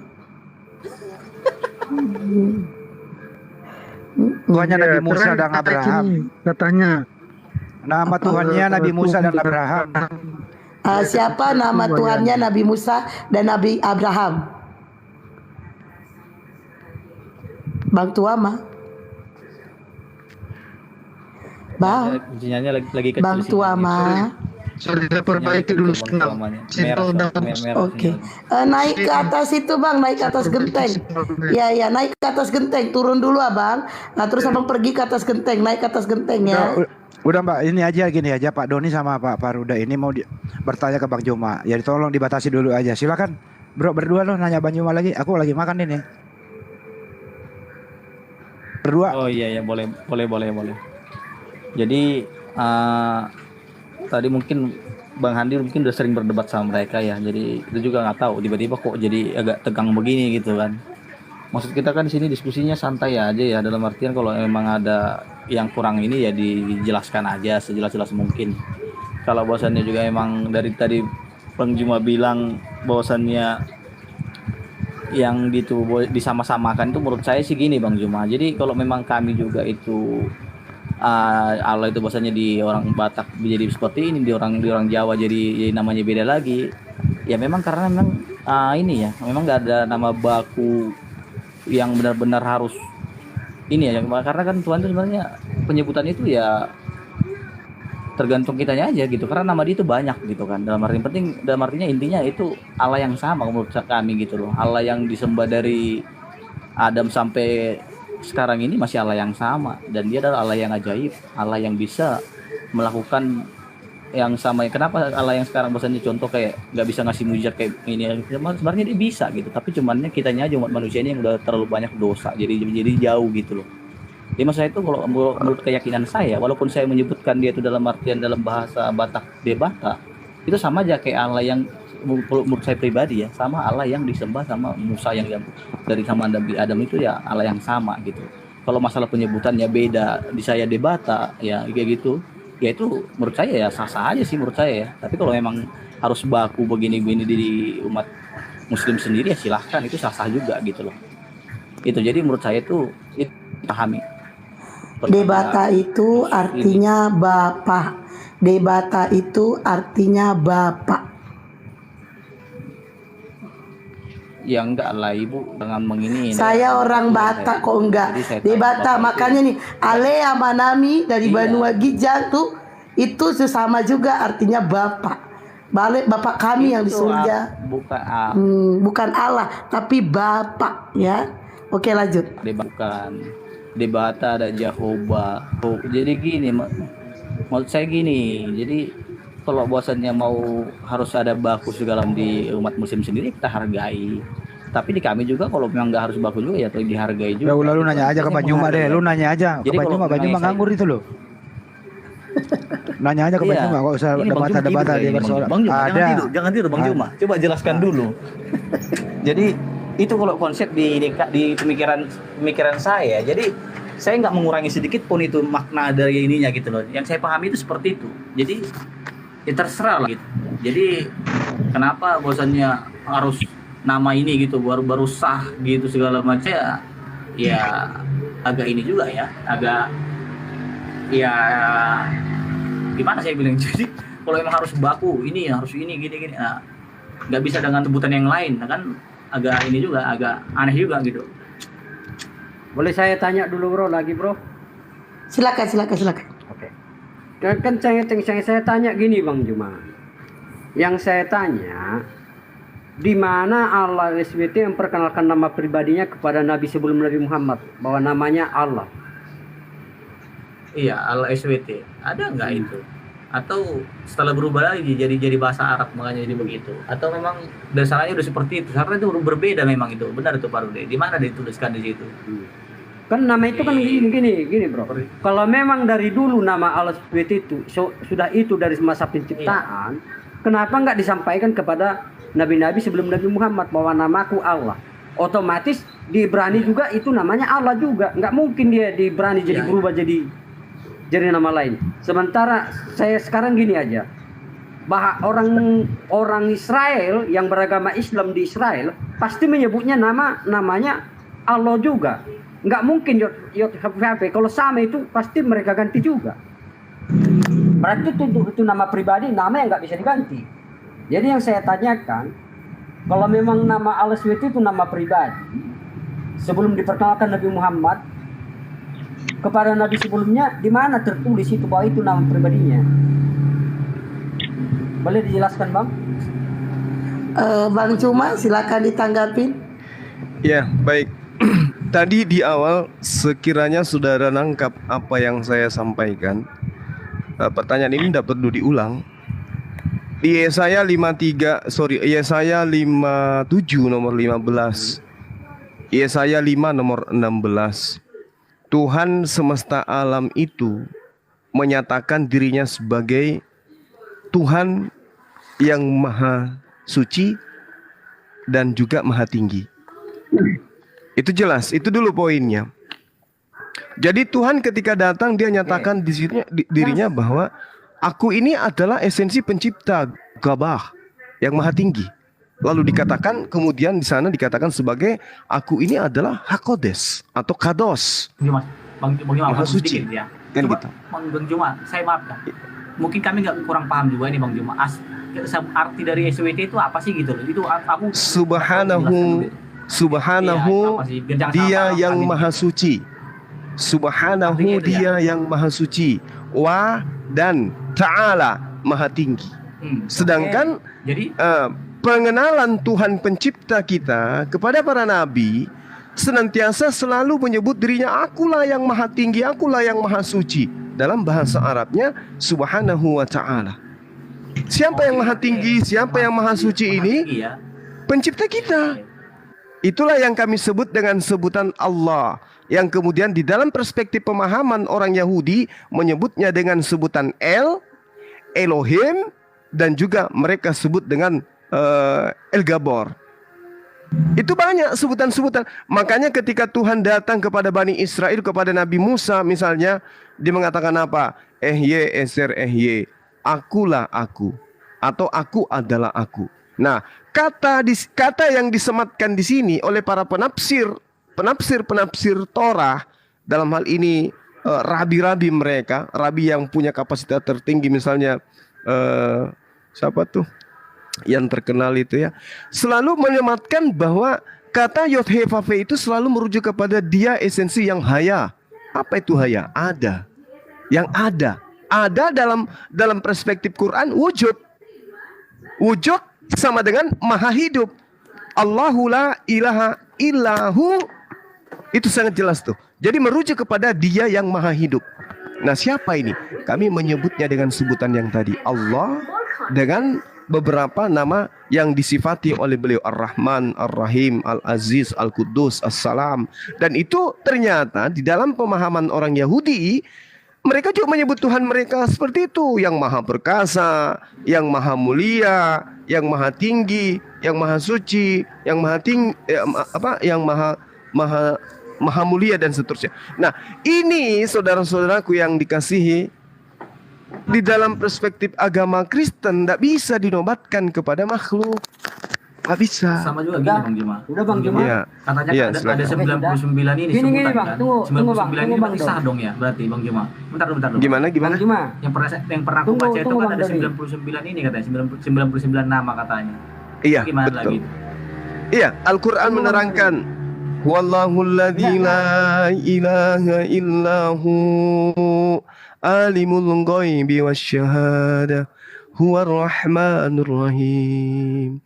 Huwallahul ladzi la ilaha illahu al-malikul qudusus salamul mu'minul muhaiminul azizul jabbarul mutakabbir. Subhanallahi amma yusrikun. Itu betul. Jadi yang Maha Pencipta ini itu memiliki nama-nama yang suci, yang mana nama itu menjadi sandaran daripada sifatnya itu sendiri. Sama di dalam pemahaman orang-orang Yahudi. Kalau kita belajar tentang Tuhan yang diperkenalkan oleh mereka ya, teman, Adonai, Elohim, Elion, Elohe, El-Olam, El-Roy, As-Saddai, Emmanuel, dan seterusnya. Ya, itu adalah nama-nama, termasuk Yeshua. Itu nama yang dinobatkan kepada sifat Tuhan itu sendiri. Ya, seperti itu. Tunggu Bang. Yang saya tanyakan nama pribadi Allah itu Bang. Kalau Abang rujukannya mengenai istilahnya tadi Abang jelaskan itu maha suci, maha apa?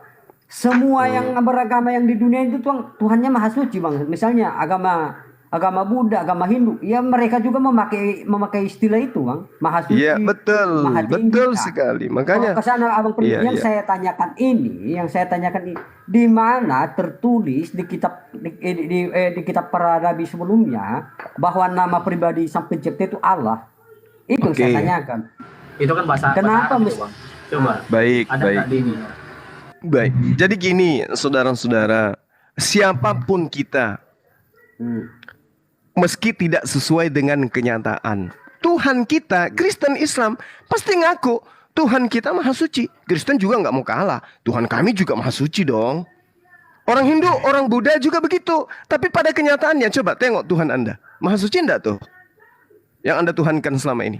Enggak kan? Berarti tidak cocok. Sama seperti orang Buddha mengatakan Tuhan kami maha suci misalnya. Apa maha sucinya orang terbuat dari semen? Misalnya. Kan gitu. Orang Hindu pun begitu. Tuhan kami maha suci. Sapi disembah. Mana ada maha suci? Tapi siapapun boleh mengklaim Tuhannya maha suci. Kenapa? Karena Tuhan itu pasti mau tidak mau maha suci. Nah sekarang Anda bertanya kepada saya sebagai seorang muslim, di mana kemudian Tuhannya para nabi menyatakan dirinya bahwa dia maha suci, maha tiga? Tadi sudah aku sebut. Bukan itu yang saya sebutkan, Bang. Nama Allah itu kan nama pribadi, nama proper name yang Allah yang Anda sembah itu kan Allah. Iya. Otomatis para nabi sebelumnya juga pasti mereka tahu nama pribadi Tuhan mereka itu Allah. Yang saya tanyakan itu di kitab-kitab sebelumnya di mana tertulis nama pribadi. Nama pribadinya itu Allah. Di mana? Kalau Abang menjelaskan gini, Bang ya. Kalau saya jelaskan melalui kekristenan, kalau kekristenan, Bang, Allah itu bukan fisik, bukan materi, makanya nggak punya nama, tapi sebutan ada. Makanya dalam kitab Kejadian Keluaran 3 Allah itu berkata, beginilah kau kata inilah sebutanku, aku adalah aku, itulah sebutanku secara turun temurun. Sebutan bukan nama pribadi. Yang disebut nama itu ya ciptaan. Masa Tuhan punya nama? Bukan punya nama tapi sebutan ada. Sebutannya Sang Pencipta. Makanya yang saya pertanyakan, di mana tertulis di kitab sebelumnya bahwa nama pribadi Sang Pencipta itu Allah? Kalau memang itu proper name, itu yang saya tanyakan, bukan mengenai maha tingginya, maha sucinya. Ya kalau mengenai klaim-klaim seperti itu, ya agama-agama lain juga mengklaim seperti itu Tuhannya. Yang saya tanyakan nama pribadi itu yang kita dudukkan. Baik, Bung, baik. Ya, jadi gini. Tadi di awal kalau Anda jeli atas paparan saya itu kita udah nyampe pada poin pertanyaan saudara.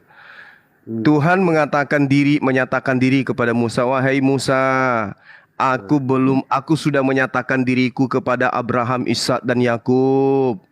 Tetapi tentang namaku Yod-Heh-Vav-Heh, aku belum menyatakan itu kepada Abraham. Apakah itu betul? Sabar sayang, sabar. Enggak gini. Saya jelaskan sama Abang. Abang kan ngambil dari kitab. Yang jadi pertanyaan, kisah Musa ada nggak di kitab Abang? Ada. Oke, yang jadi pertanyaan, kenapa ayat itu nggak ada di kitab Abang? Kalau memang itu memang ada kaitannya. Kenapa nggak dijelaskan juga di dalam kitab saya ada. Oke, Innani anallah. Oke, silakan jelaskan di mana tertulis di Al-Quran bahwa Allah berkata, aku belum menyatakan namanya. Orang yang mau cerdas itu sabar dalam belajar, gitu ya. Coba buka dulu ayatnya Bang Juma. Di ayat berapa? Buka dulu ayatnya. Al-Quran surat Taha ayat 14. Coba Bang host dibuka dulu host biar jelas kita ya. Bacakan aja Bang. Biar nggak ada ini. Iya. Aku najis gak bisa buka Quran. Oh ya udah ini Bang Andi berarti. Apa perlu saya yang buka? Silakan. Udah nanti Bang Juma sebutkan itu ayatnya dibaca. Makanya kalian diam nanti dibaca sama Bang Juma. Astagfirullahaladzim. Ini sabar, dibacakan sama Bang Juma. Udah kalian duduk manis ya. Duduk yang manis. Udah duduk. Silakan Bang Juma. Kita berpikir secara logika aja dulu. Diamlah dulu biar dijelaskan Pak Dede. Kecuali kisah itu nggak ada, kisah Musa nggak ada di Al-Quran Anda berarti otomatis boleh Anda mengutip dari kitab lain. Tapi yang jadi masalah, kisah Musa itu aja juga jadi kitab Anda. Jadi otomatis kalau memang itu ada, pasti Allah SWT juga berkata demikian di kitab Anda. Bahwa dia belum menyatakan namanya. Menceritakan itu kepada Musa. Yang jadi pertanyaan, siapa tahu gini Bang Rude, siapa tahu nanti di Al-Quran itu nanti disebutin di situ aku ini Allah SWT, siapa tahu berubah di situ. Itu kita lihat dulu gitu loh. Kita belum lihat nih, kita nggak boleh menduga-duga. Coba tampilkan Bang Juma. Oke, monggo silakan. Kita lihat dulu. Nanti kalau nggak ada berarti dusta berarti. Nggak ada dusta di sini. Itu aja. Nggak ada dusta di. Sebentar, di sini nggak ada dusta. Anda aja nggak paham. Begini ya sebelum ke Bang Juma. Setiap para nabi itu menerima wahyu sesuai dengan bahasa kaumnya. Jadi jangan mencampur aduk antara Hebrew atau Taurat Musa yang ada di perjanjian lama sekarang, yang ada di tanah itu. Taurat Nevi'im Ketubin dengan Al-Quran nggak bisa dicampur karena bahasanya berbeda. Tapi di sini perlu kita pakai akal sehat kita. Apakah benar Tuhan atau sembahannya para nabi itu sama? Mulai dari Nabi Adam sampai Nabi Muhammad ya sama. Jelas di Al-Quran itu sama. Nah, tapi kalau Anda mau membenturkan itu, di sana itu terjadilah perbedaan nama karena bahasa kaumnya. Perlulah akal sehat untuk berpikir. Oke. Gitu loh. Sekarang kita menggunakan akal sehat. Gini, Bang. Ya, pakai akalmu coba. Oke.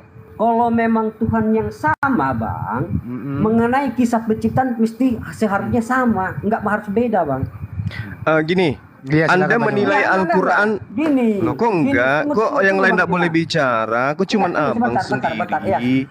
30 menit, 30 detik aja, 30 detik aja, 30 detik. Gini, Bang. Kok nggak bisa bicara? Kapasitas Anda apa? Pendeta. Lebih hebat dari saya gitu. Enggak, 30 detik aja aku ngomong gini. Ya, silakan. Kan Bang Hendy bilang Tuhannya sama. Kan pakai logika. Ya saya gunakan logika saya. Kalau memang Tuhan itu sama, otomatis ayat-ayat Alkitabnya, ayat-ayat cerita kitabnya juga minimal lah mengenai kitab mengenai kisah penciptaan. Tapi kalau mengenai kisah penciptaan aja juga udah berbeda. Gimana kita mau bisa melogikakan itu Tuhan yang sama? Baik, lanjut. Saudaraku, jadi gini. Anda mencoba untuk mengukur Al-Quran menggunakan kitab saudara. Kitab saudara ini ori enggak dari Nabi Musa? Mana tahu memang betul di sana penyebutannya Allah. Untuk mengetahui bukan Allah, tunjukkan kepada saya kitab yang diterima oleh Musa. Ada enggak sekarang? Itu poinnya kalau kita mau belajar. Oke, sudah. Oh, bukan Nabi. Oke, sudah. Oh, bukan Allah yang diterima oleh Nabi Musa alaihissalam. Apa alasannya? Ini kitabnya mengatakan bukan Allah tapi Yesus. Coba tunjukkan ke saya mana kitab yang diterima oleh Nabi Musa alaihissalam. Oke, saya sanggah dulu, Bang. Ya, silakan. Sekarang nggak usah kita jauh-jauh mengenai siapa nama Tuhan itu, nggak usah jauh-jauh ke sana. Kenapa? Kita hanya belajar dari isi ayat-ayatnya aja. Jika tunggu dulu. Ayat yang Anda maksud kitab dari mana? Kitab Anda. Kok kitab Anda? Ya, lalu kitab siapa? Ya kitab Yahudi juga seperti itu. Nah, sekarang permasalahannya siapa di antara orang Yahudi, Bung, yang memegang kitab yang dari Musa itu? Masih ada ini ya, masih ada di museum itu. Ya, kalau orang cuman bilang masih ada itu hanya untuk vitamin agar bisa bertahan. Faktanya ada nggak? Itu kan abang yang menyimpulkan. Nah, itu fakta, itu masih ada disimpan. Oleh karena itu kemudian tradisi Quran, Bung, dalam kodifikasi Quran harus disifati dengan kitabnya Musa. Bisa nggak? Ya, sekarang bisa nggak? Gini, Bang. Sekarang bisa nggak Abang buktikan di mana kitab Musa itu? Selain Al-Quran. Justru karena kitab itu nggak ada, Anda nggak boleh menyanggah. Kok iya Anda juga nggak bisa menyanggah saya, karena nggak bisa dibuktikan. Loh, kitab Anda cuma terjemahan, saudaraku. Ya udah, kembali kita ke kitab kita kembali ke teks originalnya. Itulah yang kukatakan tadi, untuk vitamin agar bisa bertahan, nggak gemetaran lututnya, ya mengatakan masih ada yang ori kan gitu.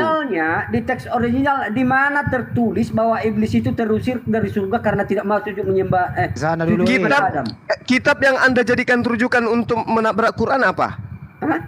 Kitab yang di mana Yahudi lah, dengan kitab yang saya Imani Yahudi maksudnya kitab lain gitu. Udah pernah ke Israel belum? Kitab yang di mana Yudaisme dengan kitab yang saya imani. Hari ini sabar saudaraku, Pak Rude dan juga saudara Doni, hari ini pernah ndak Anda melihat narasi ribut Yahudi Islam terkait dengan nama Tuhan? Pernah nggak? Iya, mereka aja nggak mengaku. Ada. Pernah banyak. Kalau Tuhannya orang Kristen dengan Tuhannya Yahudi? Enggak banyak di YouTube kalau mau lihat itu. Oke, saya lanjut saudara, saya lanjut ya. Mumpung saya masih ada waktu. Dikatakan di dalam Al-Qur'anul Karim, surah Al-Isra ayat 42. A'udzubillahi minasyaitonirrajim. Bismillahirrahmanirrahim. Qul law kana ma'ahu alihatun kama yaquluna idzalla tagau ila zil arsy sabila. Katakan kepada mereka Muhammad, jika ada Tuhan-Tuhan di samping Tuhan yang engkau sembah, sebagaimana yang mereka katakan, niscaya Tuhan-Tuhan itu mencari jalan kepada Tuhan yang mempunyai arsy, yang mempunyai tahta. Karena hanya ada satu Tuhan yang memiliki tahta. Siapa Tuhan itu? Ayat selanjutnya mengatakan, Subhanahu wa ta'ala, maha suci dan maha tinggi. Dia dari apa yang manusia katakan, luhur dan agung, tidak ada bandingnya. yaquluna uluwan kabira. Nah, ayat selanjutnya mengatakan apa? Tusabbihu lahu samawati sab'u wal ardu wa man fihinna wa in min syai'in illa yusabbihu bihamdi walakin la tafqahun tasbihahum innahu kana haliman ghafura. Langit yang 7, bumi dan semua yang ada di dalamnya bertasbih. Dia nyebut nama di sini, bertasbih. Bertasbih kepada siapa? Kepada Allah. Itu. Nah, kemudian saudara, sikit lagi saudara, jangan pelan-pelan aja ya. Allah kemudian ketika datang menyatakan diri kepada Musa, wa nakhtartuka fastami' lima yuha, dan aku telah memilih engkau wahai Musa, maka dengarkanlah apa yang akan diwahyukan kepadamu wahai Musa. Innani anallah, sesungguhnya aku ini adalah Allah. La ilaha illa ana, tidak ada Tuhan selain aku.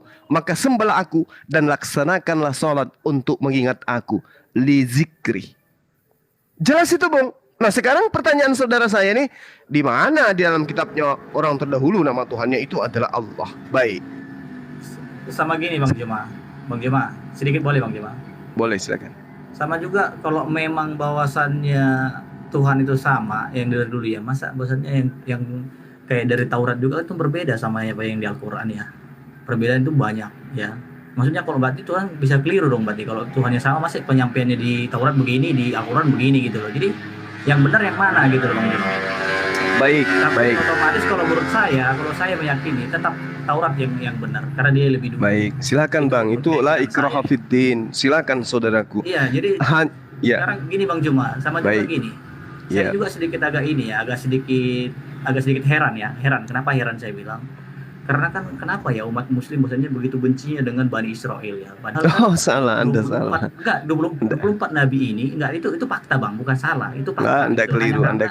Dia Anda jangan menarasikan sesuatu yang salah. Ya. Enggak, itu benar fakta kan. Kita lihat kalau di sosmed di mana-mana itu banyak yang menghujat kan. Kayak kemarin ditolak di gimana? Enggak boleh. Gini. Siapa yang yang Anda maksud itu gitu. Zionis. Lah. Ya walaupun Zionis mau. Anda suka dengan mereka, Bung? Sebagai Kristen Anda suka dengan Zionis ini? Enggak, kalau enggak kan? Lah kamu aja benci, apalagi kami muslim ajaran rahmat. Enggak, benci lah. Saya enggak benci. Jadi Anda suka dengan tindakan Zionis ini? Lah kalau tindakannya enggak, tapi namanya kalau orangnya selesai di sana. Ini kan orang-orangnya dibenci gitu loh, orang-orangnya gitu loh, bukan cuma ininya. Kan gitu ya. Maksud saya begitu, aneh gitu loh. Itu doang sih pertanyaan saya, agak aneh. Itu aja. Terima kasih. Kalau yang hal sepele ini Anda aneh, bagaimana kami? Melihat pandangan Kristen dan Yahudi itu tidak pernah akur, tidak pernah satu tempat ibadah, tidak pernah satu tempat sembahan, tidak pernah satu Tuhan dengan orang Yahudi. Kami lebih aneh lagi. Kenapa? Kristen mengaku meletus dari sana. Dari sana diperanakkan. Tapi kok agamanya beda? Kitabnya beda? Tuhannya beda? Oh, kitabnya sama, udah perjanjian lama dong. Ya, itu Anda mengambil kitabnya orang Yahudi yang sudah diterjemahkan oleh Alexandria pada abad ketiga sebelum Masehi dalam bahasa Septuaginta. Tapi praktisi Yudaism tidak mengakui perjanjian lama itu sebagai kitab Torah. Sekarang itu adalah kitab palsu menurut mereka. Itu kitab gadungan menurut mereka. Al-Quran juga malah lebih jauh lagi bedanya gitu loh. Enggak masalah Bang, enggak masalah saudaraku, karena Al-Quran itu, saudaraku, Al-Quran itu tidak dituliskan berdasarkan hasil penyelidikan dan tidak disusun dari hasil mengambil kitabnya orang Yahudi. Dalil menyempurnakan juga bisa, saya juga besok bisa tahun depan. Oh silakan aja. Kalau Anda mampu menyempurnakan, tolong sempurnakan kitab Anda untuk menentukan nama Tuhan Anda, jangan ke-Islam-Islaman.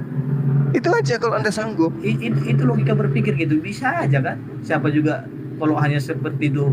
Ini kan beda jauh gitu loh Bang. Kalau kami kan masih hampir sama nih. Kalau apanya yang sama? Apanya yang sama? Padahal katanya kan enggak, saya tanya dulu apanya yang sama antara Yahudi dan Kristen? Apanya yang sama? Dikutip dari Taurat gitu. Itu HBP sama itu. Sekarang gini saya tanya, apanya yang sama antara Yahudi dengan Kristen? Yang sama antara Yahudi dan Kristen apanya? Gimana? Apanya yang sama, Bang? Kitab perjanjian lama itu kan Taurat Jabur. Bung, perjanjian lama itu kitab Alexandria Pak Kaisar Alexandria abad ketiga Masehi menerjemahkan kitabnya orang Yahudi dalam bahasa Septuaginta. Kitabnya orang Yahudi tetap kitabnya orang Yahudi. Septuaginta yang terjemahan itu yang Anda ambil. Teks original itu sama Bang Juma, itu loh, Bang. ada perbedaan di situ. Teks originalnya. Oh, enggak. Kalau tidak ada perbedaan, maka orang Yahudi. Gini. Pertanyaan aku, Bang Juma udah pernah ke Israel belum?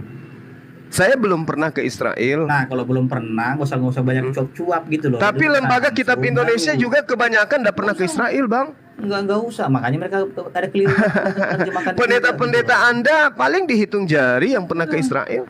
Nah, makanya kalau belum pernah ke sana, gue usah cuap-cuap dulu, lihat dulu ininya gitu loh, baru kalau Doni pernah ke sana, Don. Kamu pernah ke sana? Don, kamu pernah ke sana, Don? Mudah-mudahan Israel sekarang itu menajiskan orang Kristen di sana loh. Baru mudah-mudahan. Iya, Bang. Menajiskan ya enggak juga lah, orang juga pada ngomongnya Anda harus wawasan harus luas lah. Jadi kalau boleh saya Bang Juma. Kalau boleh saya tadi menyimpulkan bahwa nama Tuhannya menurut teman Kristen tadi ada 2 orang ya. Pak Rude sama Doni belum berpendapat. Nama Tuhannya Nabi Musa dan Abraham. Menurut Pak Pitro. Jangan dulu dong, saya waktu ngomong dipotong, jangan dulu. Anda belum berpendapat ini. Nama Tuhannya Nabi Musa dan Abraham adalah menurut Pak Pitro adalah namanya ajaib. Ada tadi lagi teman Kristen naik yang kedua itu adalah namanya Ayahanda. Pak Rude sama Doni belum berpendapat, silakan. Lanjut. Saya udah jawab tadi. Belum Saya udah jawab, kan sudah saya bilang. Siapa? Kan sudah saya jawab, Sang Pencipta itu juga punya nama. Dia itu kan jadi Jadi nama Tuhannya Nabi Musa dan Abraham menurut Anda itu no name ya, tidak punya nama ya? Iya, sebutan. Oke, udah ada 3 pendapat nih, udah no name. Enggak. Iya, no name. Sebutan. No name. Ya gini. Udah selesai. Doni saya jelaskan dulu. Enggak usah dijelaskan. Yang saya cuma doang. Sang Pencipta itu kan roh, tidak berbentuk, tidak merupakan materi. Yang namanya materi baru mempunyai nama. Oke, jadi kalau Nabi Musa, ntar bro, gantian. Kalau Nabi Musa berdoa, bagaimana cara berdoanya? Dia nggak memanggil Tuhannya apa? Hai Tuhan yang tidak punya nama. Begitu? Kan ada sebutannya. Apa itu? Kan ada sebutannya. Apa itu? Sebutannya kan ada. Apa? Ya, aku adalah aku, itu loh sebutannya. Oh, jadi Tuhan aku adalah aku, ampunilah dosaku. Begitu loh doanya. Inilah yang saya katakan tadi. Kristen itu tidak punya konsep di dalam penyebutan Tuhan. Tidak punya. Iya, Bang. Abang barusan menyebutkan. Gini, Bang Juma. Tidak ada nama Tuhan itu. Lah. Kenapa demikian adanya? Karena Kristen memang nggak punya konsep tentang nama Tuhan. Itu yang kuibaratkan tadi seperti daun kering kemanapun pergi. Punya nama. Loh, bagaimana pula tuh? Emang Tuhan itu nama? Menurut saudara yang dikatakan di dalam Keluaran 6 nomor 3 itu apa rupanya? Aku menyatakan diri kepada Abraham, Ishak dan Yakub, tapi tentang namaku. Apa itu?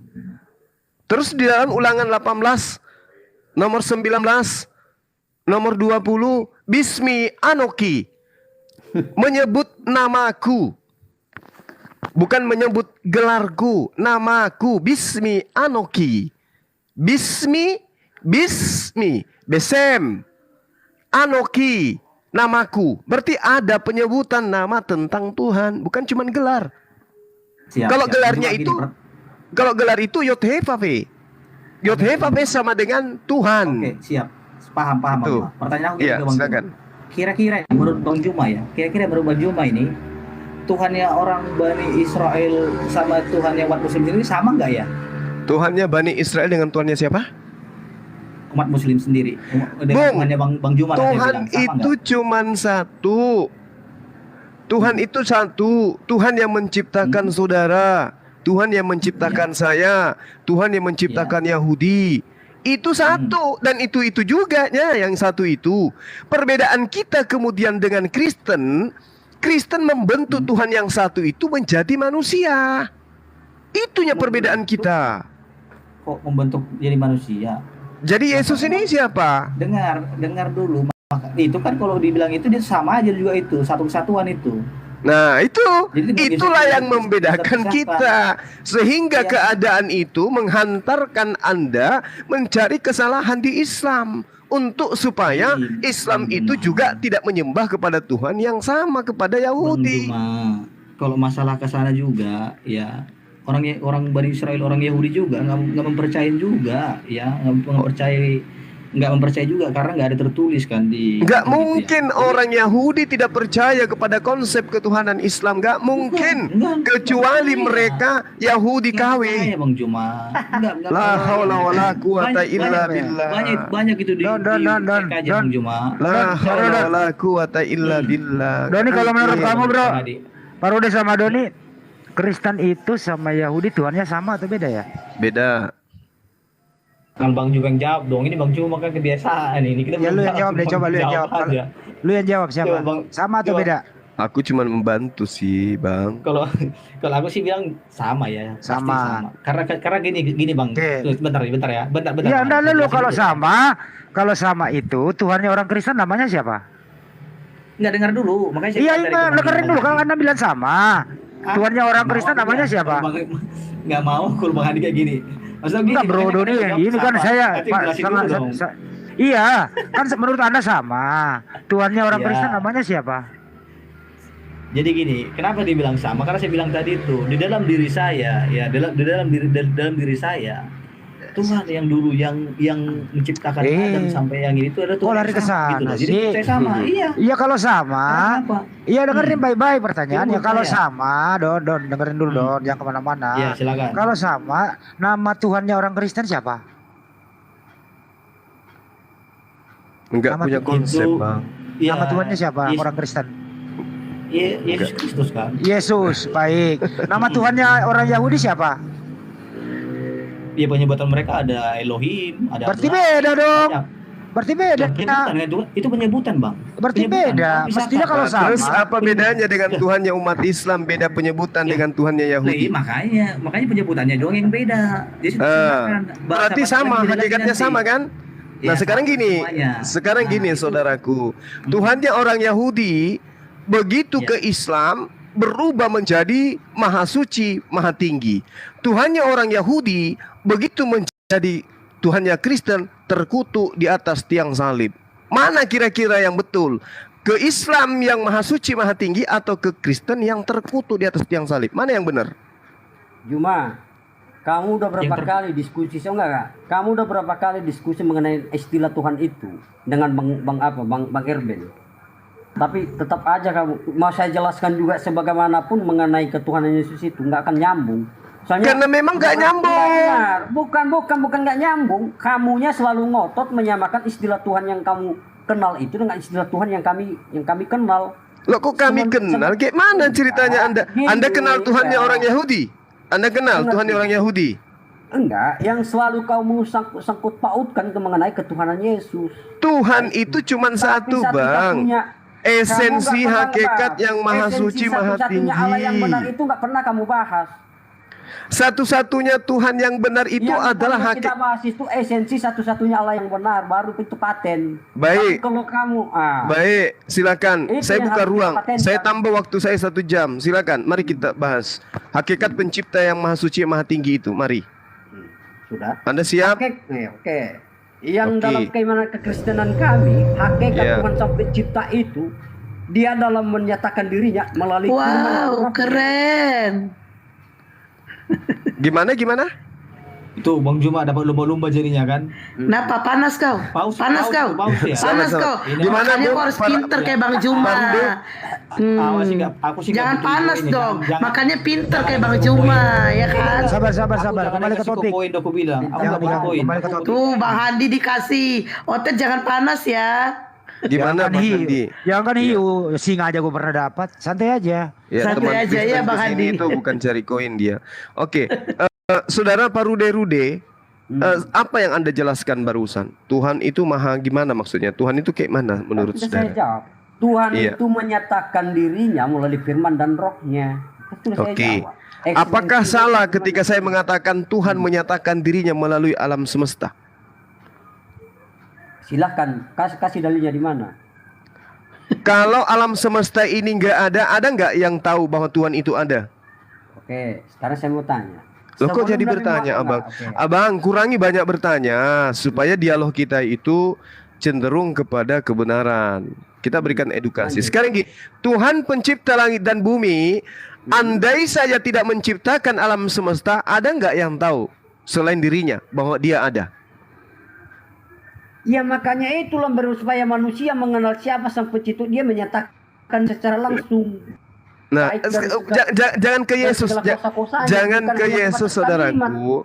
Saudara, Saya jangan bukan ke ke Yesus, saya enggak gini bro. Kita bahas di kitab kejadian lama, di perjanjian lama aja. Allah itu menyatakan dirinya bukan hanya sebatas kalimat, tapi dia menyatakan kuasanya baik dari secara kuasa itu melalui fenomena alam. Dia datang dalam bentuk awan, dia dalam bentuk apa? Itu setelah ada transaksi, Bung. Itu setelah ada transaksi antara ciptaan dengan pencipta. Yang saya tanya ini, akankah kita mengetahui adanya Tuhan sekiranya Tuhan tidak menciptakan alam? Jangan dulu ke manusia, jangan dulu kepada nabi. Alam aja dulu. Alam ini artinya langit dan bumi. Akankah ada yang mengetahui Tuhan itu ada sekiranya Tuhan tidak mau menciptakan makhluk? Ada nggak yang akan tahu Tuhan itu ada? Ya itu kan bahasan, ya otomatis nggak ada lah kalau memang. Nggak ada. Saya tepuk tangan dulu buat teman saya nih. Ternyata pintar. Bismillahirrahmanirrahim. Baru yang Anda mau pertanyakan di sini apa? Nah, sekarang kita naik level. Sekarang kita naik level. Oke, Dengan silakan. adanya siang dan malam, apakah itu bukti bahwa Tuhan menyatakan dirinya bahwa dirinya ada? Oke, saya jawab ya. Iya. Oke. Anda berasumsi seperti itu melalui kitab Anda kan? Enggak. Ini Kita masih logik. Tunggu dulu. Sebelum Nabi Muhammad ada, sebelum ada, dunia ini sudah ada, malam dan apa itu sudah ada. Iya, tahu saya, Bang. Sekarang Tahu. saya mau tanya, gini. Aduh. Gini Bang, yang perlu kita harus cari tahu itu, apakah Tuhan yang diperkenalkan Nabi Muhammad itu sama dengan Tuhan yang Jangan ke situ. Abang. Jangan ke situ karena itu pertanyaan yang akan saya tanyakan ke Abang juga nanti. Apakah Tuhan yang memperkenalkan diri kepada Musa itu adalah yang dilahirkan oleh Maria? Anda akan belepotan nanti. Nanti saya jawab itu. Iya, makanya aku bilang yang umum aja dulu, Abang. Ya, yang umum dulu kita bahas. Itu pertanyaan saya tuh Bang Juma, itu urusan saya yang begituan. Iya betul abangku. Jadi gini, dengan adanya siang dan malam bagi orang ateis nih, apakah itu membuktikan bahwa Tuhan pencipta itu ada atau tidak ada? Ya tanya aja ke ateis kalau mengenai ke ateis. Nah kalau gitu saya tanya kepada abang kalau gitu. Andai saja abang itu tidak ada menyembah Yesus, belum datang sebagai manusia, percaya enggak bahwa sebelum Yesus ada, Tuhan itu sudah ada meskipun Tuhan tidak pernah datang kepada para nabi? Percaya enggak Anda? Saya percaya. Saya menolak saya kalau pakai ada. Jadi alam semesta ini siapa yang ciptakan, Bang? Bang Juma. Sudah. Bang Juma jangan pakai Sabar dulu, Bang. Bang Juma. Sabar dulu, Bang. Kalau hanya sebatas klaim, siapapun boleh mengklaim, Bang. Kalau hanya batas mengklaim. Aduh, tapi kalau saudara saya ini. Gini, Bang.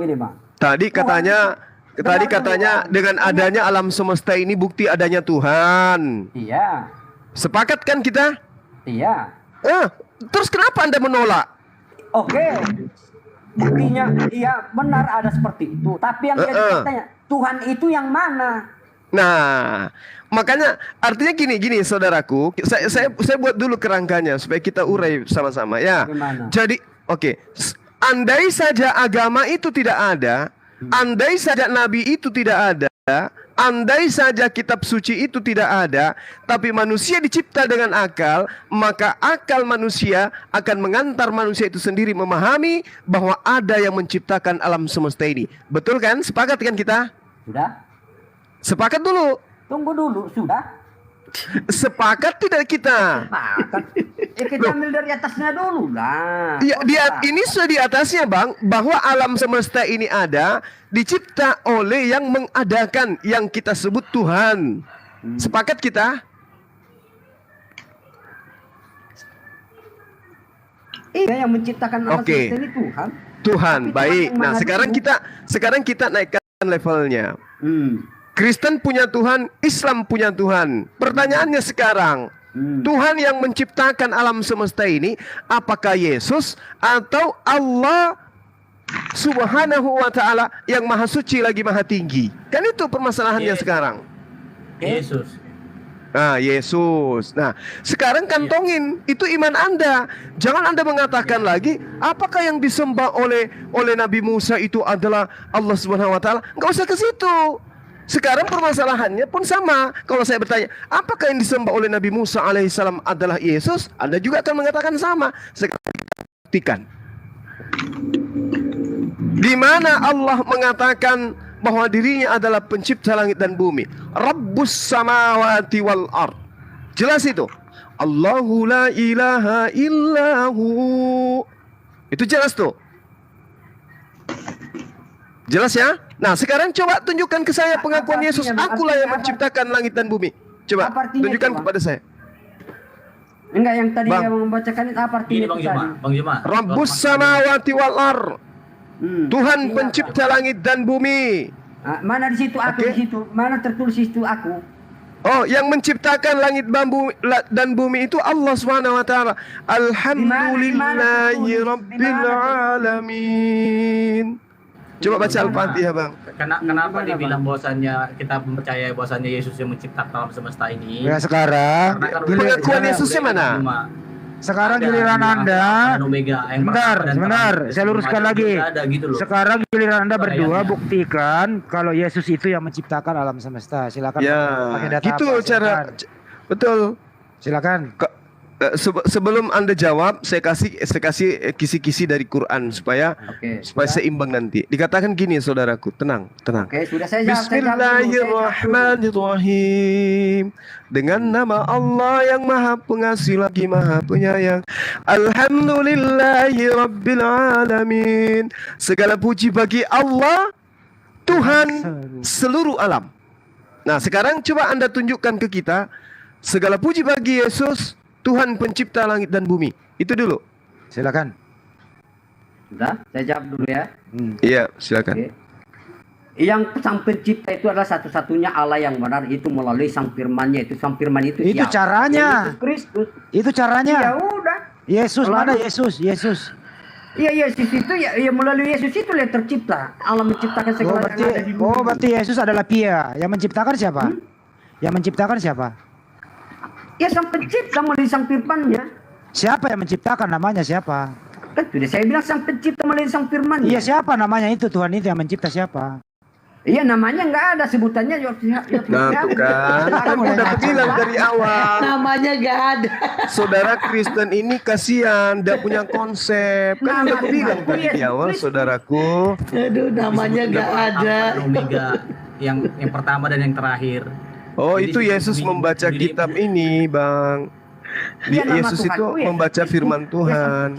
Ya, sang pencipta itu ya melalui nama Tuhan Yesus. Ya sudah, melalui Yesus. Nah, itu klaim Anda atau klaim Yesus? Kok klaim Anda?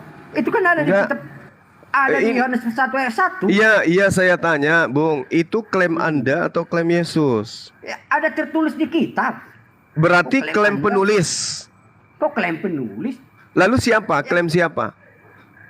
Ya itulah yang diwahyukan Tuhan kepada penulis. Enggak, maksud saya itu klaim Yesus atau klaim Bang Juma. Kitab Wahyu itu, Bung, kitab Wahyu itu Yesus Yesus sudah mengutip pernyataan Tuhannya. Kan sudah dikatakan di Wahyu 1 nomor 1, inilah wahyu Yesus yang dikaruniakan kepadanya. Siapa yang menerima karunia, siapa yang memberikan karunia. Lalu kemudian Yesus mengatakan, aku tidak berkata-kata dari diriku sendiri. Nah, begini Bung, begini. Ketika dia mengatakan, jelas di situ. Yesaya 44 nomor 6 itu yang Yesus katakan. Makanya dikatakan Alfa dan Omega, firman Allah yang hidup. Beginilah firman Tuhan. Bung, Yesus sedang mengutip, penulis kitab saudara sedang mengutip Yesaya 44 nomor 6. Beginilah firman Tuhan. Gimana Bang menyimpulkan itu? Nggak bisa Bang menyimpulkan sendiri. Loh, dari mana buktinya Bang? karena jelas sekali Bung, karena jelas sekali Yesus mengatakan. Penafsiranmu aja Bang Juma, jangan kebiasaan kau begitu. Aku udah mulai kesal kau nafsir sendiri masalahnya. Kau jidatmu aja masalahnya. Saudara Doni, apakah Yesus itu berkata-kata dari dirinya sendiri? Itu dulu, supaya Anda jangan emosi sama saya. Ya, aku sih gak emosi sama Abang, gimana kesal aja gitu, nafsir sendiri. Iya, enggak maksud saya gini loh, Bang. Tensiku jadinya. Iya, sorry kalau begitu. Jadi gini, apakah Yesus itu berkata-kata dari dirinya sendiri? Tidak. Tidak. Apakah Alfa dan Omega itu adalah ucapan Yesus sendiri atau ucapan Tuhan yang dia ulangi? Ya itu ucapan dia, yang tertulis di situ kan wahyu itu kan dia yang bawa gitu loh. Oke, tadi saudara mengatakan Yesus tidak berkata-kata dari dirinya sendiri. Ya kan? Itu yang pertama. Kedua, Wahyu 1 jelas di situ Yesus dikaruniakan. Karunia itu artinya diberikan. Diwahyukan kepadanya sebuah pernyataan supaya ia sampaikan kepada manusia. Firman Tuhan. Sebab aku berkata-kata bukan dari diriku sendiri. Iya benar, firman Tuhan. Lah kan dia Tuhan juga. Lah kan memang dari kan? Nah inilah yang saya katakan. Di sinilah problemnya. Ketika Tuhannya itu problem buat Abang, buat kita nggak problem. Jadi gini Bang Juma. Jadi Tuhan, ya Don. Jadi Tuhan berfirman kepada Don, dengerin Don. Jadi Tuhan berfirman kepada Tuhan. Bukan, itu firman Tuhan kepada manusia gitu loh. Kan berarti Yesus bukan manusia. Jadi Yesus manusia, dia bukan Tuhan. Tadi katanya ini. Kadang-kadang Bang Hadi menghujat juga, kok menghujat lama-lama gitu ya. Awas lu ya, gua kandang gitu. Saudaraku, tadi Anda mengakui dengan mulut saudara Yesus tidak berkata-kata dari dirinya sendiri. Betul Anda akui itu?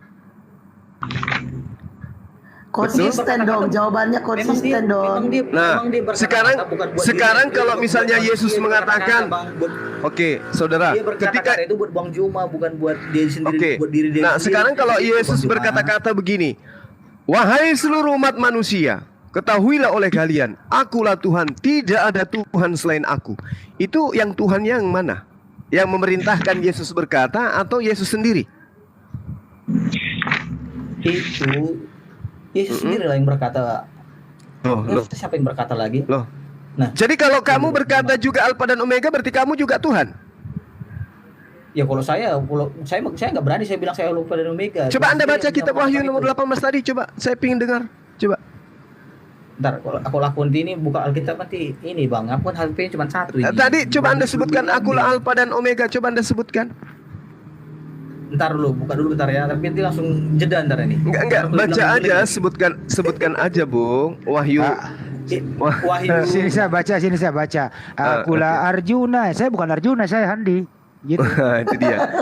Coba Bang. Wahyu 1 ayat 8, Bang. Iya, coba Anda sebutkan. Coba Bang Handi aja itu. Nah, coba Bang Handi yang bacakan. Jadi maksudnya gini Bang Juma. Jadi kalau bahwasanya dia berkata-kata memang berkata-kata bukan untuk dirinya sendiri sama kata Bang Handi. Bukan berarti bukan untuk dirinya, bukan. Saya bacakan. Aku nggak bisa dikasih ngomong sih. Enggak, saya bacakan Bang. Tunggu ya, saya bacakan. Beginilah firman Tuhan. Aku adalah Alfa dan Omega, firman Tuhan Allah yang ada dan yang sudah ada dan yang akan datang, yang maha kuasa. Oke. Lalu, bolehkah saya katakan bahwa Parude ini adalah Tuhan? Enggak. Loh, tadi Anda berkata-kata. Anda tadi mengaku aku dah Alfa dan Omega. Itu kan yang tertulis itu Bang, mungkin membacakan aja itu. Lah, Yesus mengatakan aku tidak berkata-kata dari diriku kecuali apa yang diperintahkan untuk aku sampaikan dan aku katakan. Memang iya, dia berkata-kata buat ini, buat umatnya, bukan buat dia sendiri, bukan buat diri sendiri gitu loh. Nah, terus firman yang dia katakan itu firman dari mana? Firman dari mana? Firman dari dia kan dia bilang dia firman yang hidup gitu loh. Tapi dia mengaku. Kok jadi muter-muter kayak sambalado ini, Bang? Yohanes 12 nomor 49. Sebab aku berkata-kata bukan dari diriku sendiri, tetapi Bapa yang mengutus aku. Dialah yang memerintahkan aku untuk mengatakan apa yang harus aku katakan dan aku sampaikan. Ini Ya benar benar itu. bentar Dia diutus jadi manusia. bentar dulu Bang. Benar. Tunggu Jadi, Bang. Maksudnya gini Tunggu Bang Bang Juma Doni. itu. Kan yang dia kutip itu kan selagi masih Yesus di dunia dalam rupa wujud manusia. Iya benar. Jadi sekarang kata wujudnya Yesus apa? dalam rupa wujud manusia. Jadi sekarang Dia wujudnya apa, kembali Bang? lagi kembali kepada Sang Firman itu. Ya firman Tuhan Allah yang hidup itu. Dia berubah menjadi Tuhan kembali. Kok dia berubah jadi firman? Lah tadi kan manusia, Abang. Tadi kan manusia. Sudah jelas di situ. Yang ada dan yang sudah ada dan yang akan datang, yang maha kuasa kan sudah jelas. Itu dia sedang mengutip Yesaya 44 nomor 6. Mengutip di mana itu? Akulah yang terdahulu dan akulah yang terkemudian. Tidak ada Tuhan selain daripada aku. Ini ucapan Tuhan yang mengutus Yesus. Makanya dikatakan inilah wahyu Yesus Kristus yang dikaruniakan Allah kepadanya. Yesus menerima karunia wahyu, sehingga wahyu itu disampaikan kepada Bani Israel. Akulah Alfa dan Omega, firman Allah yang hidup. Maksudnya merujuk kepada firman Allah yang di dalam Yesaya 44 nomor 6. Kalau merujuk kepada dirinya, tidak bisa. Karena dia mengikat hukum. Yohanes 12:49, aku tidak berkata-kata dari diriku sendiri. Kok Anda mau rubah? Itu Bang Juma, itu Yesaya 44 itu Bang Juma jangan paksakan ke situ. Itu kan penafsirannya Bang, gitu loh. Lalu Yesus menafsirkan. Lalu tafsiran Anda diam dulu makanya baru aku jelasin gitu loh. Abang tadi ngomong dulu, aku nggak kasih Silakan. Jadi gini Bang Juma nggak boleh kita asal sembarangan menafsirkan Alkitab ya. Di kami juga itu kami nggak sembarangan kami menafsirkan Alkitab. Jadi Bang Juma nggak menafsirkan loh. Bang Juma membacakan isi kitabmu seperti itu isinya, bukan menafsirkan, membacakan ya. Kenapa disangkut dia dengan Yesaya 44? Itu nggak ada hubungannya, nggak ada korelasinya. Oke, sambungkan aja ke Yohanes 12:49. Itu sekarang pindah lagi dia, semua ayat dikutip-kutipnya. Oke, nggak usah. Saya minta maaf kalau itu membuat Anda sakit hati. Larikan aja ke Yohanes 12:49. Apa kata Yesus di sana? Tolong baca. Jadi kalau semua tafsir dengan ini kita aku nggak menafsir. Oke, aku nggak usah nafsir. Yesus mengaku, aku tidak berkata-kata dari diriku sendiri. Sekarang ketika Anda mengklaim tulisan Markus di dalam Wahyu tadi, bahwa itu adalah ucapan Yesus padahal bukan, maka kalaupun itu adalah ucapan Yesus, itu ucapan dari dirinya sendiri atau ucapan yang dikaruniakan Allah kepadanya? Jawab dengan jujur. Gini. Bentar Bang, udah aku jawab dulu ini ya. Menarik gini Bang Joma. Jadi gini. Kenapa bahwasanya dibilang Yesus bahwasanya ini bukan dari diriku sendiri ya? Karena kan nggak mungkin Allah sendiri langsung ngomong dari langit sana ngomong ke manusia langsung gitu loh. Kan nggak mungkin kan? Sementara dia kan sang ilahi kan masih di atas secara ilahinya. Sementara Yesus dalam keadaan manusia di situ ya. Jadi pasti dibilang ini saya hanya menyampaikan aja nih. Karena nggak mungkin Tuhan langsung pakai mic dari atas sana ngomong. Cuma bertobat. Jadi yang menjadi Tuhan, yang menjadi manusia ini siapa sebenarnya? Itu makanya. Jadi nggak mungkin tiba-tiba Tuhan ngomong dari atas sana. Yang menjadi manusia ini siapa sih sebenarnya? Kan gitu kan? Nggak, udah diakui oleh Mas Doni. Artinya Yesus di udah diakui di sini Mas Doni bahwa Yesus ini penyampai, bukan Tuhan. Kan gitu ya Mas Doni ya? Lah, bukan penyampai. Oh, tadi Anda mengatakan begitu loh, menyampaikan. Dia itu sama Bapak itu satu, udah paham. Karena dia terus larinya ke sana lagi. Tadi penyampai. Enggak konsisten. Dari tadi omonganmu Doni enggak konsisten. Pelin-pelan. Bukan enggak konsisten. Kalau Yesus dan Bapa itu satu, maka Yesus tidak akan mengatakan aku tidak berkata-kata dari diriku sendiri karena aku dan aku satu. Ternyata nggak bisa Yesus dalam kapasitasnya mengatakan tidak dapat berkata-kata dari diriku sendiri. Itu siapa? Bukan Bapa kan? Ya bukan lah. Ya, berarti satunya di mana? Satunya di mana? Yang satu bisa berkata-kata, yang satu tidak bisa berkata-kata. Terus satunya di mana? Jadi dia itu dalam bicara konteks itu dalam wujud manusia 100% Bang Juma. Dia itu kan la haula wala quwata illa billah. Jadi enggak ada saudara di situ setengah Bung, setengah ini enggak ada, kita setengah. Bung, kalau Yesus itu 100% manusia, berarti sama dengan Ya, berarti sama dengan 100% bukan Tuhan. Betul? Ya enggak. Tetap bisa dia. Coba diketuk-ketuk sedikit kepalanya. Yesus 100% manusia sama dengan Yesus 100% bukan Tuhan. Betul atau tidak? Nah, Betul. Betul. jadi gini. Dia 100% manusia atau bukan? Gini loh Bang Juma, makanya saya bilang itu diputar Wah, dulu berat pikirannya gitu loh. Lah berat lah Bang Juma, orang Bang Juma. Karena saya tanya sama saudara, Bung, saya tanya, kalau 1 kilo gula, 100% gula, apakah di dalamnya ada 100% pasir? Nggak ada.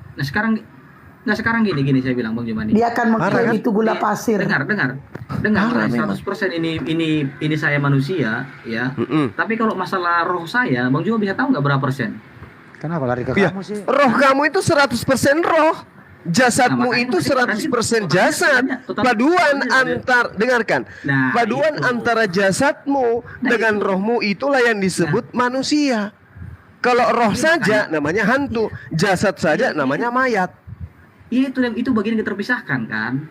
Itu makanya juga terpisahkan antara tubuh seperti aku terpisahkan oleh mantanku. Terpisahkan juga. Anda terlalu memaksakan Yesus menjadi Tuhan.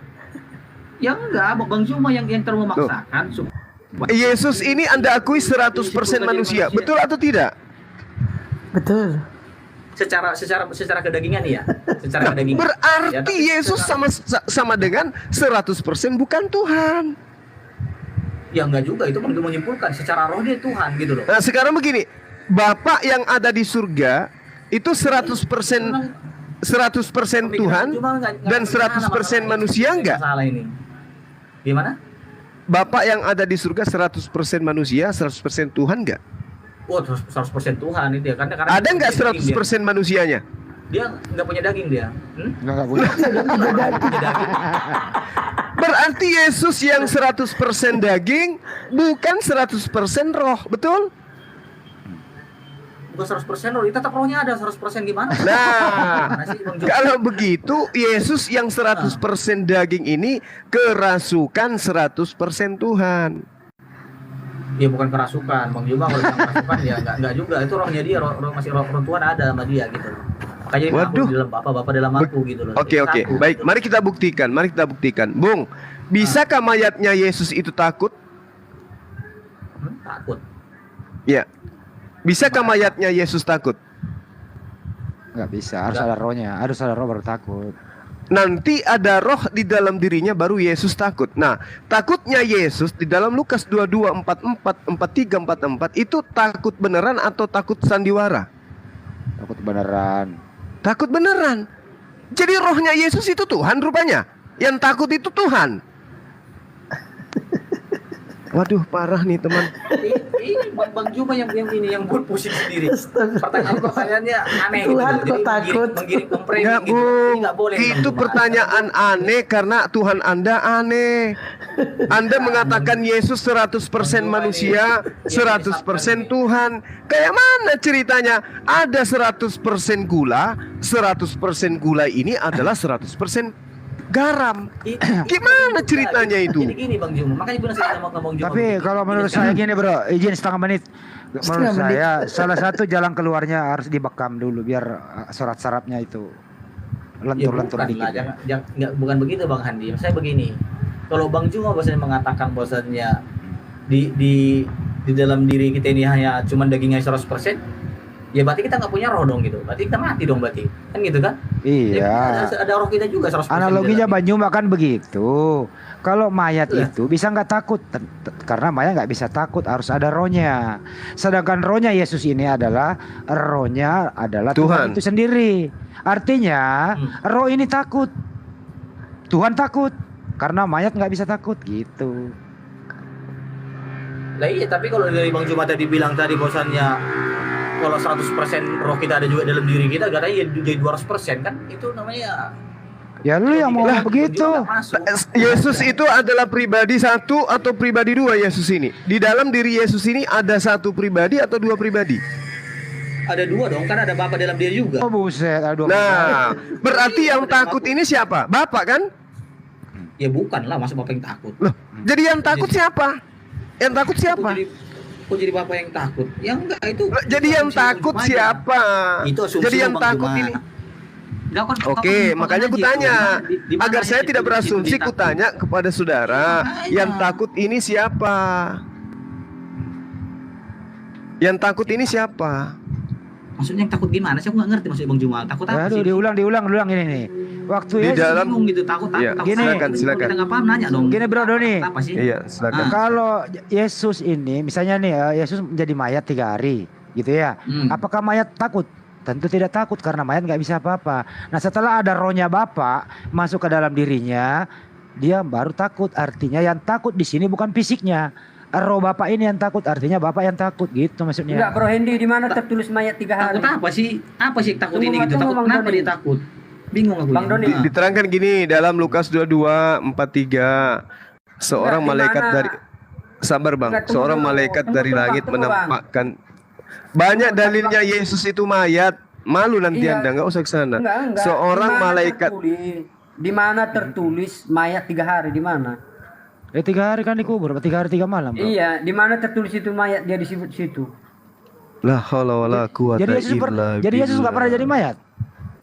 Yang saya tanya. Kan Yesus pernah mati lalu bangkit di hari ketiga.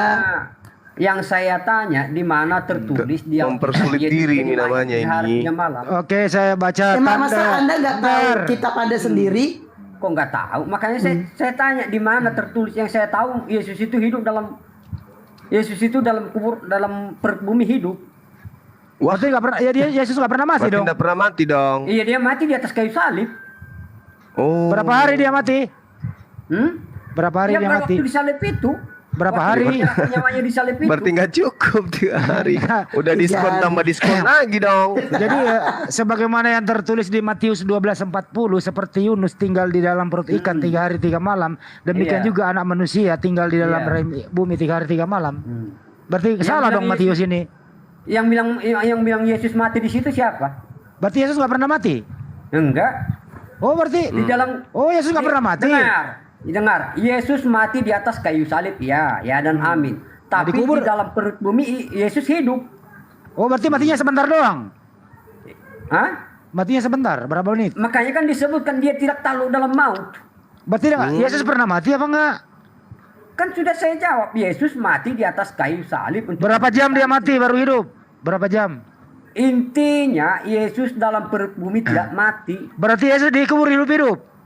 Hah? Berarti Yesus dikubur hidup-hidup? Lu bisa ngerti bahasa Indonesia nggak? Kan sudah saya jawab, Yesus mati di atas kayu salib. Iya.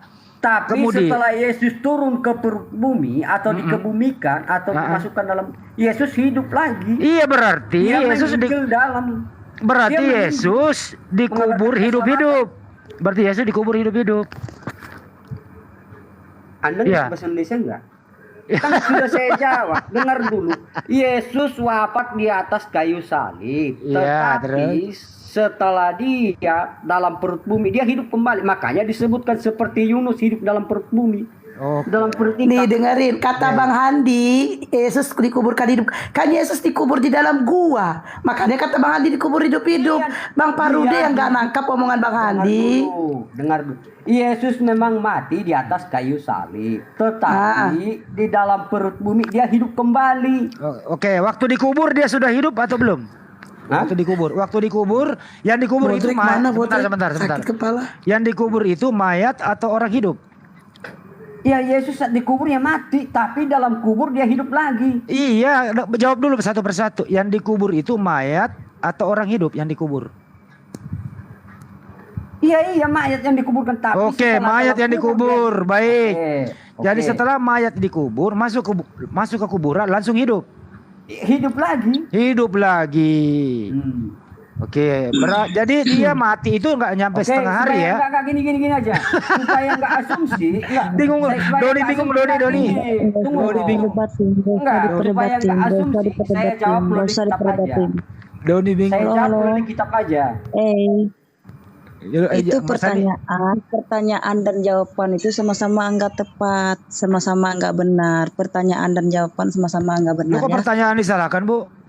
Enggak, pertanyaan sama jawaban kan kamu gimana ya pertanyaannya? Ibu jangan salahkan Pak Rudi juga Kristen loh itu. Jangan disalahin Iya, dong, dia punya pendapat gini, sendiri. Gini, aku nyimak dari tadi pertanyaan kayak gitu kan nggak terlalu baik. Kalau sama-sama orang Kristen kan kenapa bertanya kayak gitu? Ya saya bukan Kristen. Bang Handi Islam. Bang Handi Islam. Makanya ibu dari tadi minta permintaan. Saya kira ibu udah nyimak ini nggak pernah gini ngomong apa. Ternyata ibu masuk-masuk nggak tahu juga mau bahas apa. Dengar dulu. Makanya saya jelasin. Makanya dengar dulu. Kan tadi ada yang bilang siapa namanya sama-sama orang Kristen dia bilang. Ibu, bukan Bapak Ruda ini. Sebentar Bu.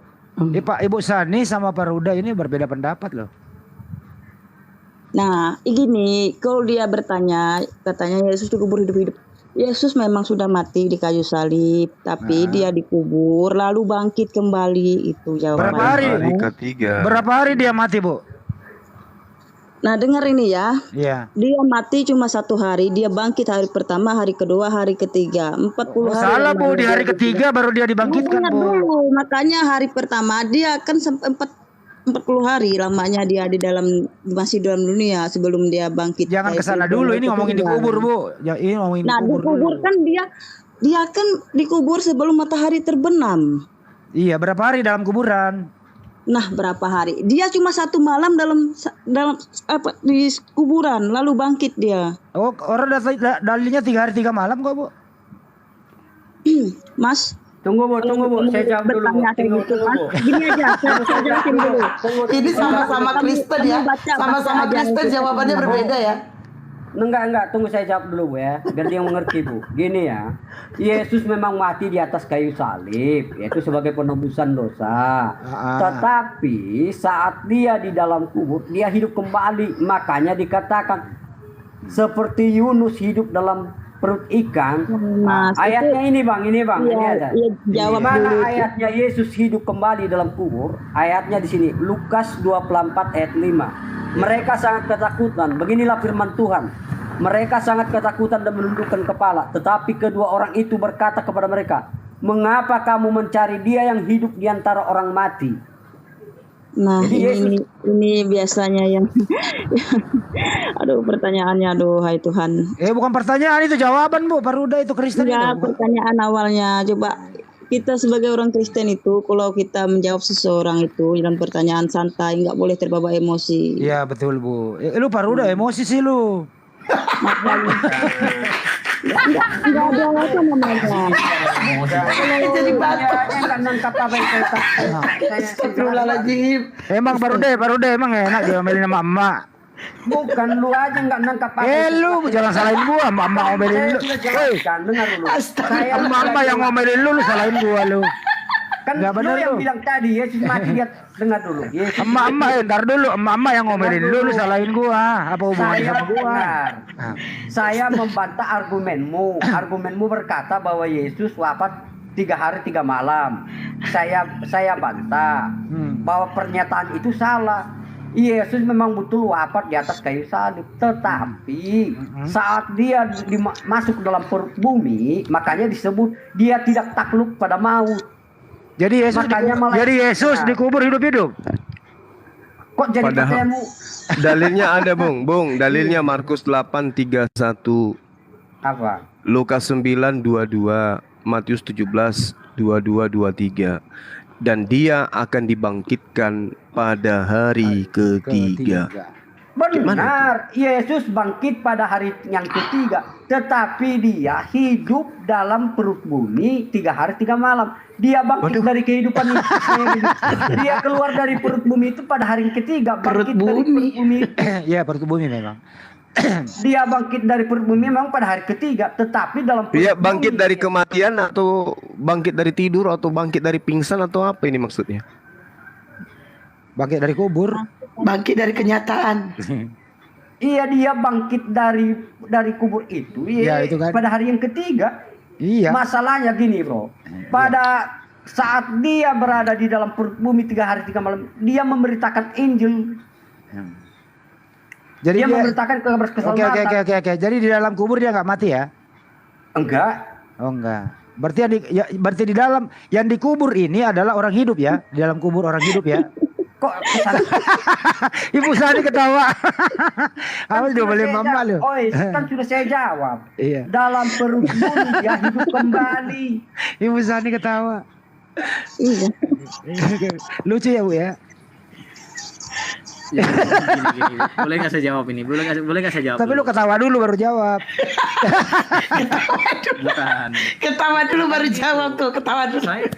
Saya bukan mempertanyakan Pak Rude, tapi pertanyaannya sebenarnya pertanyaan yang saya tertawakan itu pertanyaan Bang Handi sebenarnya. Kenapa saya tertawakan? Karena Bang Handi konsep berpikirnya salah. Bang Handi ini memframing, menggiring, itu nggak boleh gitu. Saya akan bertanya. Iya, tapi pertanyaan Bang Handi salah itu. Bisa bilang salah. Ya kenapa Bang Handi bilang dikubur hidup-hidup?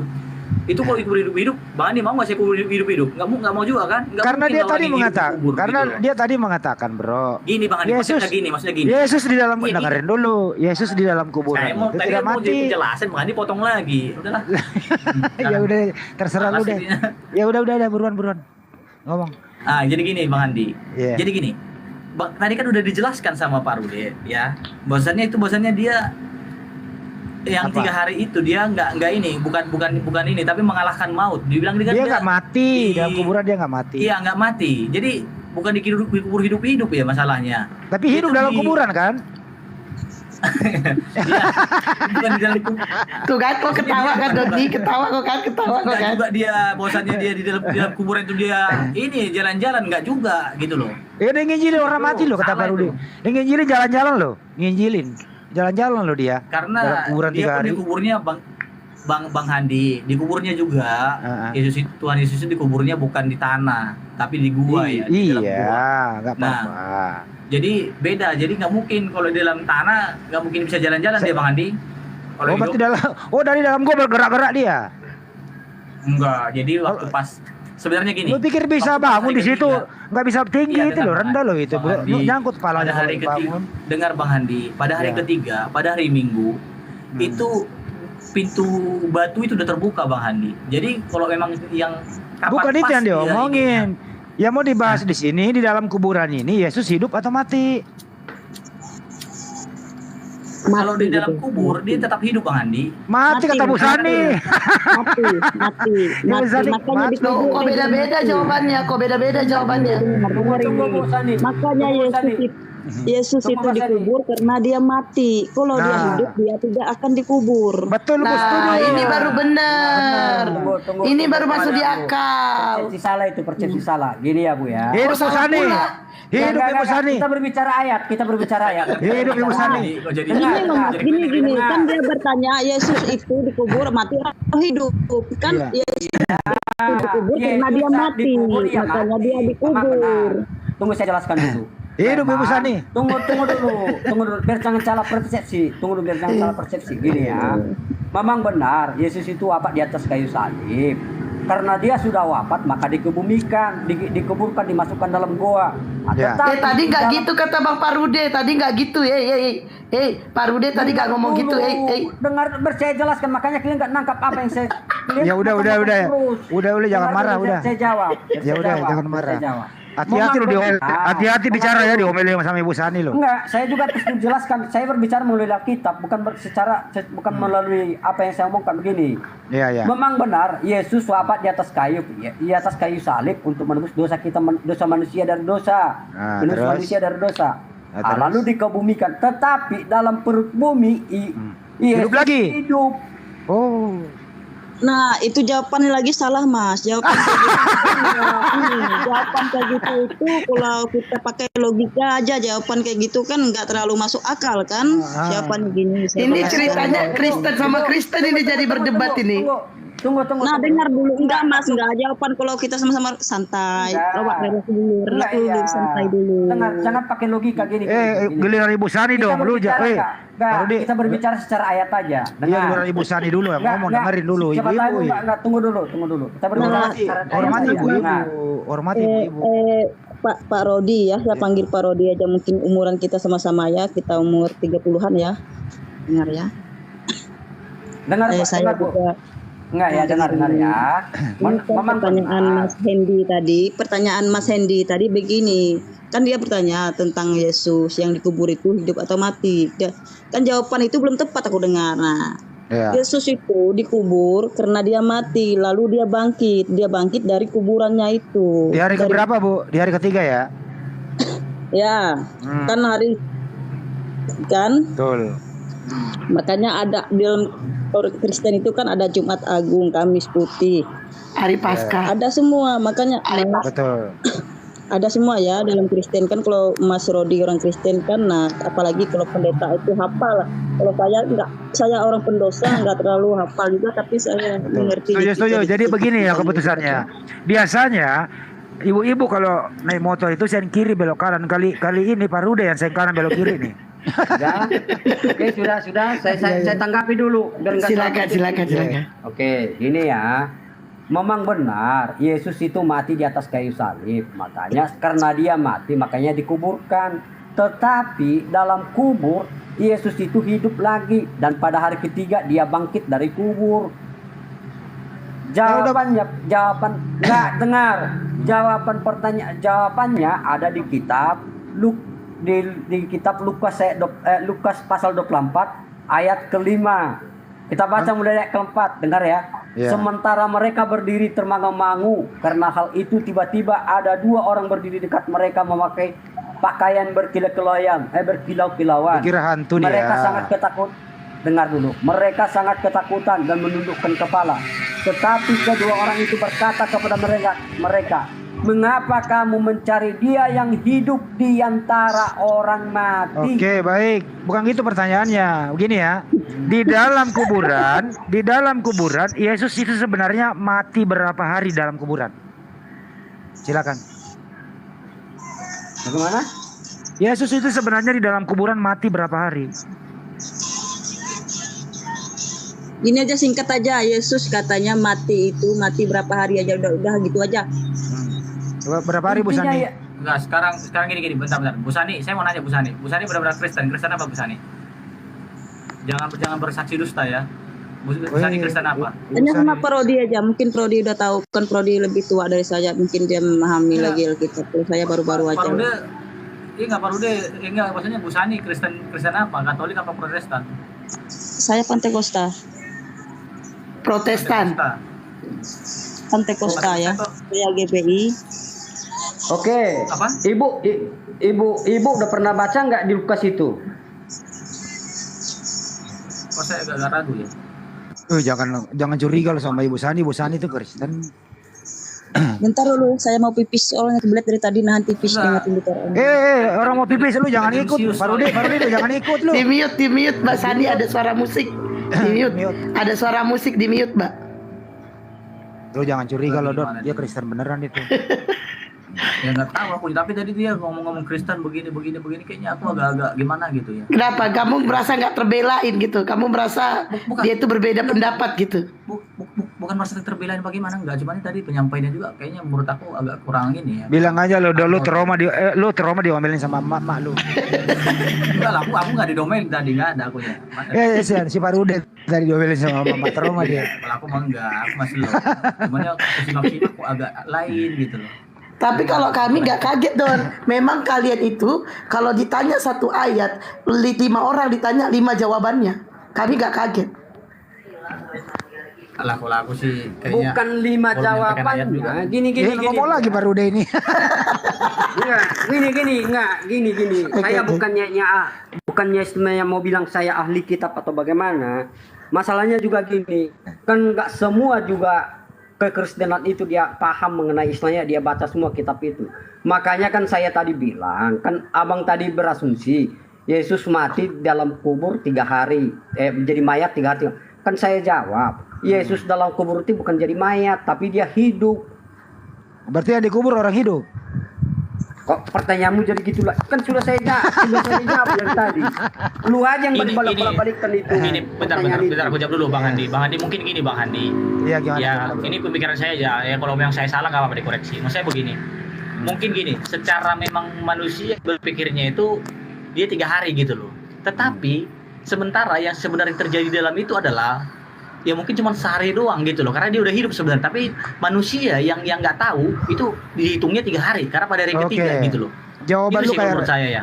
gua pernah diskusi Nah. sama Rudy Yohanes, jawaban lu kayak sama dengan Rudy Yohanes. Iya, Menurut itu pandangan pemikiran manusia, mungkin ya, kata Rudy nih, menurut pandangan manusia, Yesus itu mati 3 hari 3 malam. Tapi menurut firman Tuhan, Yesus nggak pernah mati.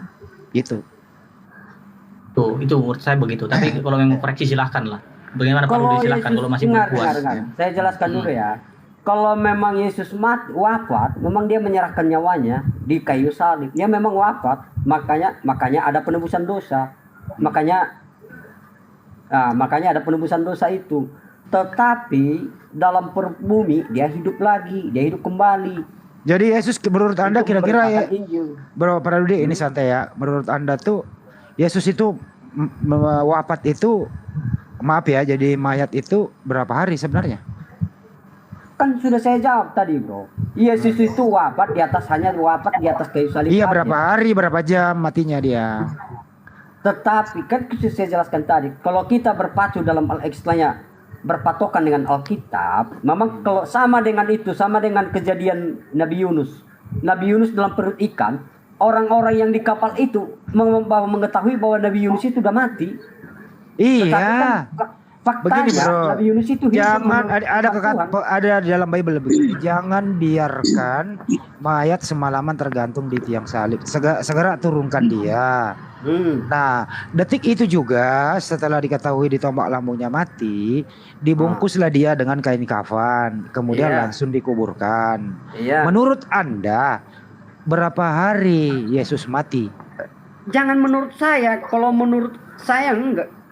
Menurut Alkitab aja kita berbicara, kan Alkitab sudah menjelaskan bahwa Yesus hidup di antara orang mati. Ya berapa hari dia hidup? Ya berapa hari dia mati? Kan sudah jelas di situ, Bro. Hidup di antara orang mati. Ya berapa lama dia sebelum bangkit itu? Berarti dia nggak pernah mati dong. Hah? Pak Rude, bentar. Iya. Bentar. Omelin Pak Doni, omelin. Enggak, mungkin menurut aku cuma ini aja, cuma mau meluruskan aja mungkin Pak Rude berpikirnya begini, mungkin seperti ini ya. Saya terjemahkan sedikit ya. Mungkin begini maksudnya Pak Rude itu, secara daging memang ia mati, tapi secara roh dia masih hidup. Cuman keluar dari dagingnya makanya jadi mati. Ya, enggak begitu penjelasannya dia, enggak begitu. Karena roh itu enggak pernah mati, kembali kepada Sang Pencipta. Enggak begitu dia. Begini, menurut Pak Rude gini. Yesus memang mati di tiang salib. Ya. Setelah dikubur langsung hidup lagi. Jadi pertanyaannya, dia berapa jam mati gitu loh. Prosesnya itu loh, dari tiang salib ke kuburan berapa jam itu kira-kira? 1 hari kah, 2 hari kah gitu? Kan Yesus sudah jelas, dengar. Kan Yesus sudah jelas berkata bahwa dia boleh menyerahkan nyawa, tapi bisa dia juga mengambilnya. Iya, paham itu ada paham saya itu ada sertiwa, serah terima nyawa. Saya paham itu sertiwa. Yang kita tanya di sini, Bro, berapa hari, berapa jam kah, berapa hari dia mati? Karena di dalam kubur dia hidup. Berapa hari kira-kira dia mati? Intinya Yesus dalam kubur itu hidup lagi, hidup kembali. Iya, berapa jam dia mati? Ya, dia mati ya saat di penyalipan itulah, sampai di sore hari itu. Cuma 1 jam dia mati? Kok sampai 1 jam? Dengerin. Dari salib diturunkan, dikafani, kemudian dikubur. Proses penurunan berapa jam? Dikafani berapa jam? Masuk ke liang kubur berapa jam? Oke lah, kita kasih waktu 3 jam lah prosesnya ya. Berarti Yesus cuma mati 3 jam. Begitu. Saya nggak bisa jawab itu. Intinya, Bro, gini. Intinya saya berpatokan dengan yang tertulis di kitab suci aja. Lukas 24 ayat 5, malaikat berkata kepada mereka, kan mereka di situ kan sangat ketakutan dan menundukkan kepala. Tetapi kedua orang itu berkata kepada mereka, "Mengapa kamu mencari Dia yang hidup di antara orang mati?" Jadi selama Yesus dalam dunia orang mati itu dia hidup. Oke. Artinya yang dikubur adalah orang mati. Setelah dikubur orang udah pada pulang semua. Mayat tadi ini yang dikubur hidup lagi di dalam kuburan, begitu ya? Betul ya?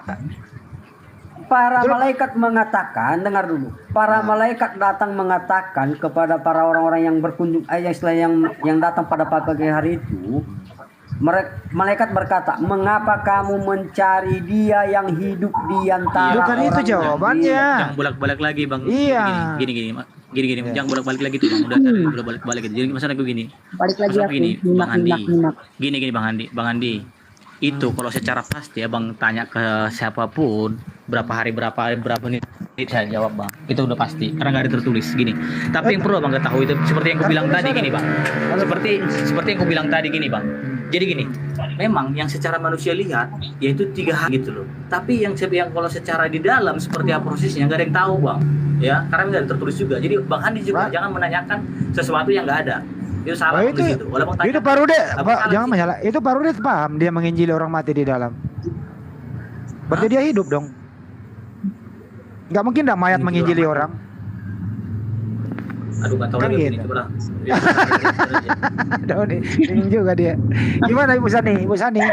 Ketawa Ibu Sani. Kayak apa ya? Maaf ya. Apa ya pertanyaan kayak apa ya kayak gini?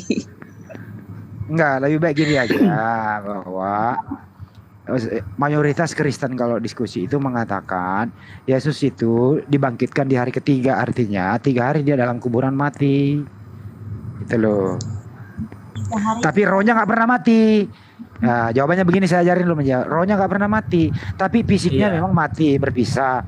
Nah, rohnya inilah menurut Anda semua nih, ilmu-ilmu yang saya pernah dengar, itu rohnya itu menginjili orang mati. Setelah 3 hari, nyawanya dia ambil kembali, memasukkan ke dalam jasadnya. Nah, Kisah Para Rasul 2:32, dibangkitkanlah kembali menjadi hidup. Baru gitu. Hidup, ya gitu. Ya, Mas saya dengerin nih pendeta, makanya kalau ngomong. itu saya bilang tadi seperti itu. Jadi nggak ada bahwasannya tiba-tiba di sana hidup dianya. Oke, kita biarkan dulu. Kita dengarkan dulu Gurunda kita bicara. Gimana tanggapannya Bang Juma? Ya. Jadi bukan hanya konsep penamaan, konsep. Bang Juma nggak mau ketawa dulu Bang, baru ngomong? Udah, ya? ketawa saya udah habis tadi, udah habis. Oke, silakan. Ya. Jadi dalil-dalil di Bible pun dilanggarnya, ditabraknya demi satu, Yesus itu bangkit pada hari ke-3. Jadi nanti di hari ke-3 itu dia baru dibangkitkan.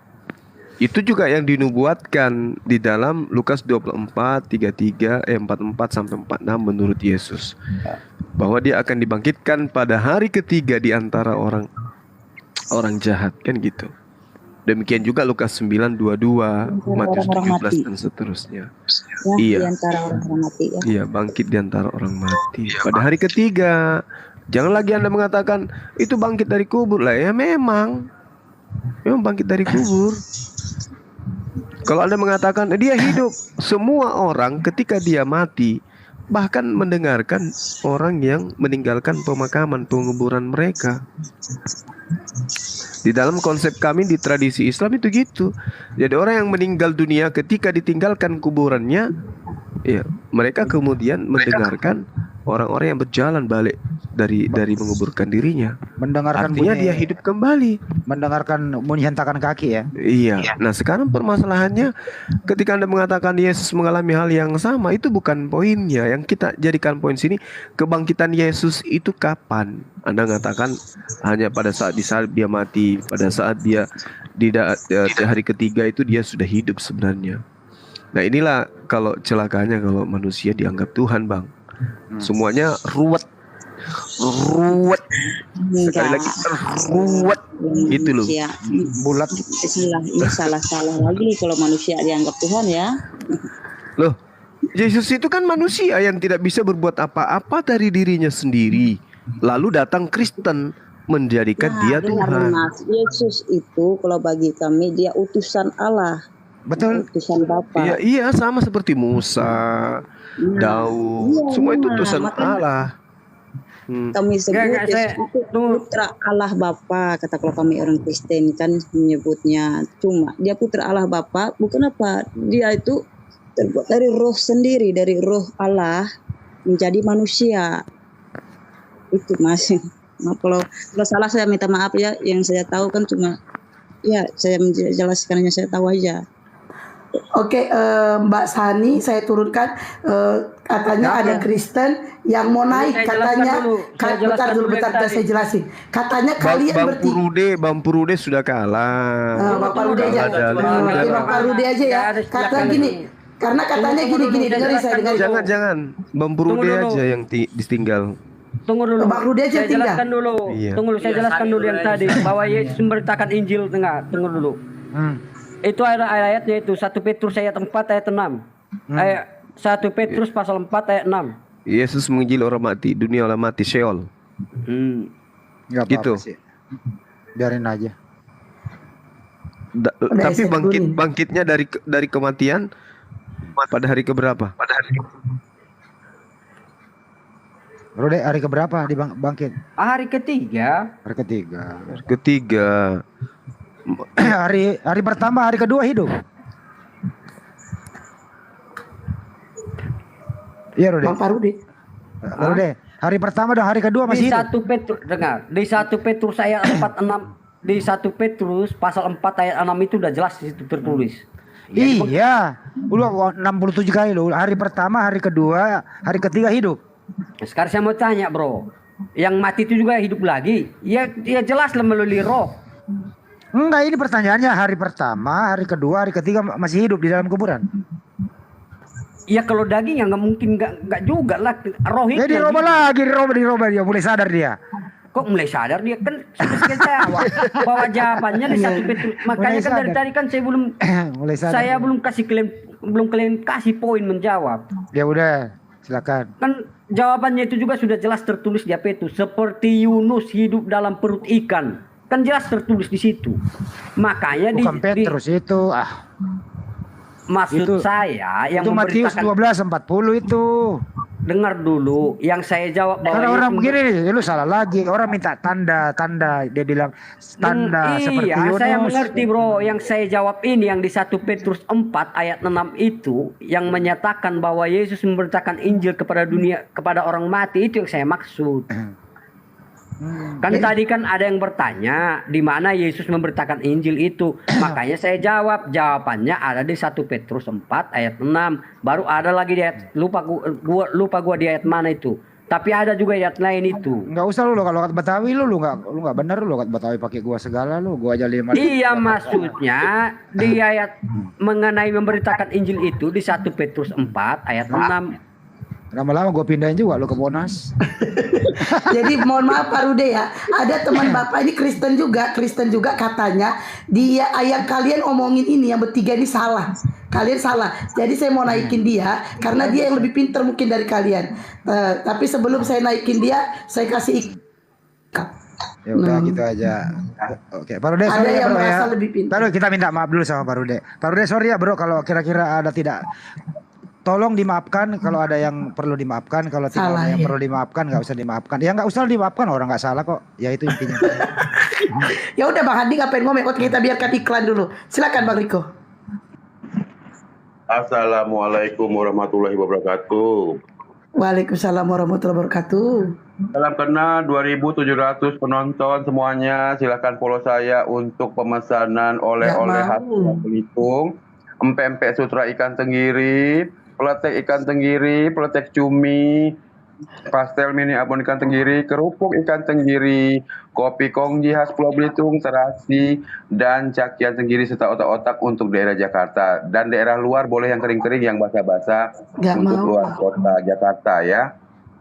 Sebelumnya follow dulu saya terlebih dahulu, lihat TV saya, lalu DM saya dan WA saya ada di bio saya. Mohon bantuannya. Terima kasih Bang Cuma. Bang Cuma sudah saya kirimkan kemarin. Bang Cuma udah tidur, Bang Cuma udah tidur. Ya, dibagi sama si kakak itu ikannya, jangan nggak dibagi. Bang Cuma udah tidur. Udah saya kirim punya Bang Cuma, tolong dibaca WA-nya. Alhamdulillah. Udah habis lebaran baru dikirim. Lebaran udah habis tahu. Udah selesai Pak Riko ya. Ya terima kasih Bang Cuma dibantu gitu ya. Teman-teman silakan dipesan. Pesan. Punya teman kita di DM aja, di DM. Nggak mau. Untuk lebih jelasnya di DM. Kalau mau tahu nomor teleponnya Pak Riko hubungi saya. Gitu aja. Oke Bang Riko. Ya. Terima kasih. Ya, sehat selalu ya, Pak Riko, sehat Semua selalu. daerah bisa ya, semua daerah bisa. Bisa. Oke, Dikirim ke kuburan, Pak Riko bisa dikirim ke kuburan? Udah aku turunin. Udah turun ya. Ibu Sani namanya bagus loh, tapi gimana ya Bu Sani ini? Rayuan maut udah mulai masuk. Wah, ada jawara Kristen ini. Minggir lu, Pak. Iya. Minggir lu ya. Halo, selamat malam Bang Efra. Halo, selamat malam. Malam, Pak. Iya, apa yang mau Bang tanggapin? Ayo silakan. 3 hari 3 malam. Silakan Bang. Gini, oke. Baik, terima kasih ya. Terima kasih buat kesempatannya. Sama. Mengenai Yesus itu mati berapa hari gitu ya. Iya. Nah, kalau kekristenan yang benar akan menganggap Yesus itu akan percaya bahwa Yesus itu mati sesuai dengan kitab suci, yaitu 3 hari. Tapi dilihat dulu 3 harinya ini bukan waktu Indonesia. Kalau kita hitung 3 hari pasti 24 jam dikali 3, bener nggak? Itu Indonesia. Tapi Yahudi bukan begitu. Firman Tuhan katakan Yesus itu bukan mati 24 jam kali 3, tidak. Tapi 3 hari. Perhitungannya 3 hari 3 malam, Bang. Iya, 3 hari 3 malam. Perhitungannya itu kan beda. 3 hari 3 malam, Jumat malam, Sabtu malam.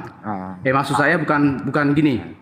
Maksud saya adalah bahwa 3 hari 3 malam itu tidak sepenuhnya 24 jam kali 3. Nggak ada juga yang ngomong kayak gitu, Bang. Nggak ada yang ngomong begitu. Gini aja, Bang. Ya. Menurut Anda, Ya. 3 harinya kayak yang kurang atau 3 malamnya kayak yang kurang? Bagaimana? Oke, gini. Ada nggak ayat yang berkata Yesus itu 3 hari 3 malam? Ada, Bang. Coba dibacakan. Di Matius 12:40 sebab seperti Yunus tinggal di dalam perut ikan 3 hari 3 malam, demikian juga anak manusia akan tinggal di dalam rahim bumi 3 hari 3 malam. 3 hari 3 malam. Iya, Bang.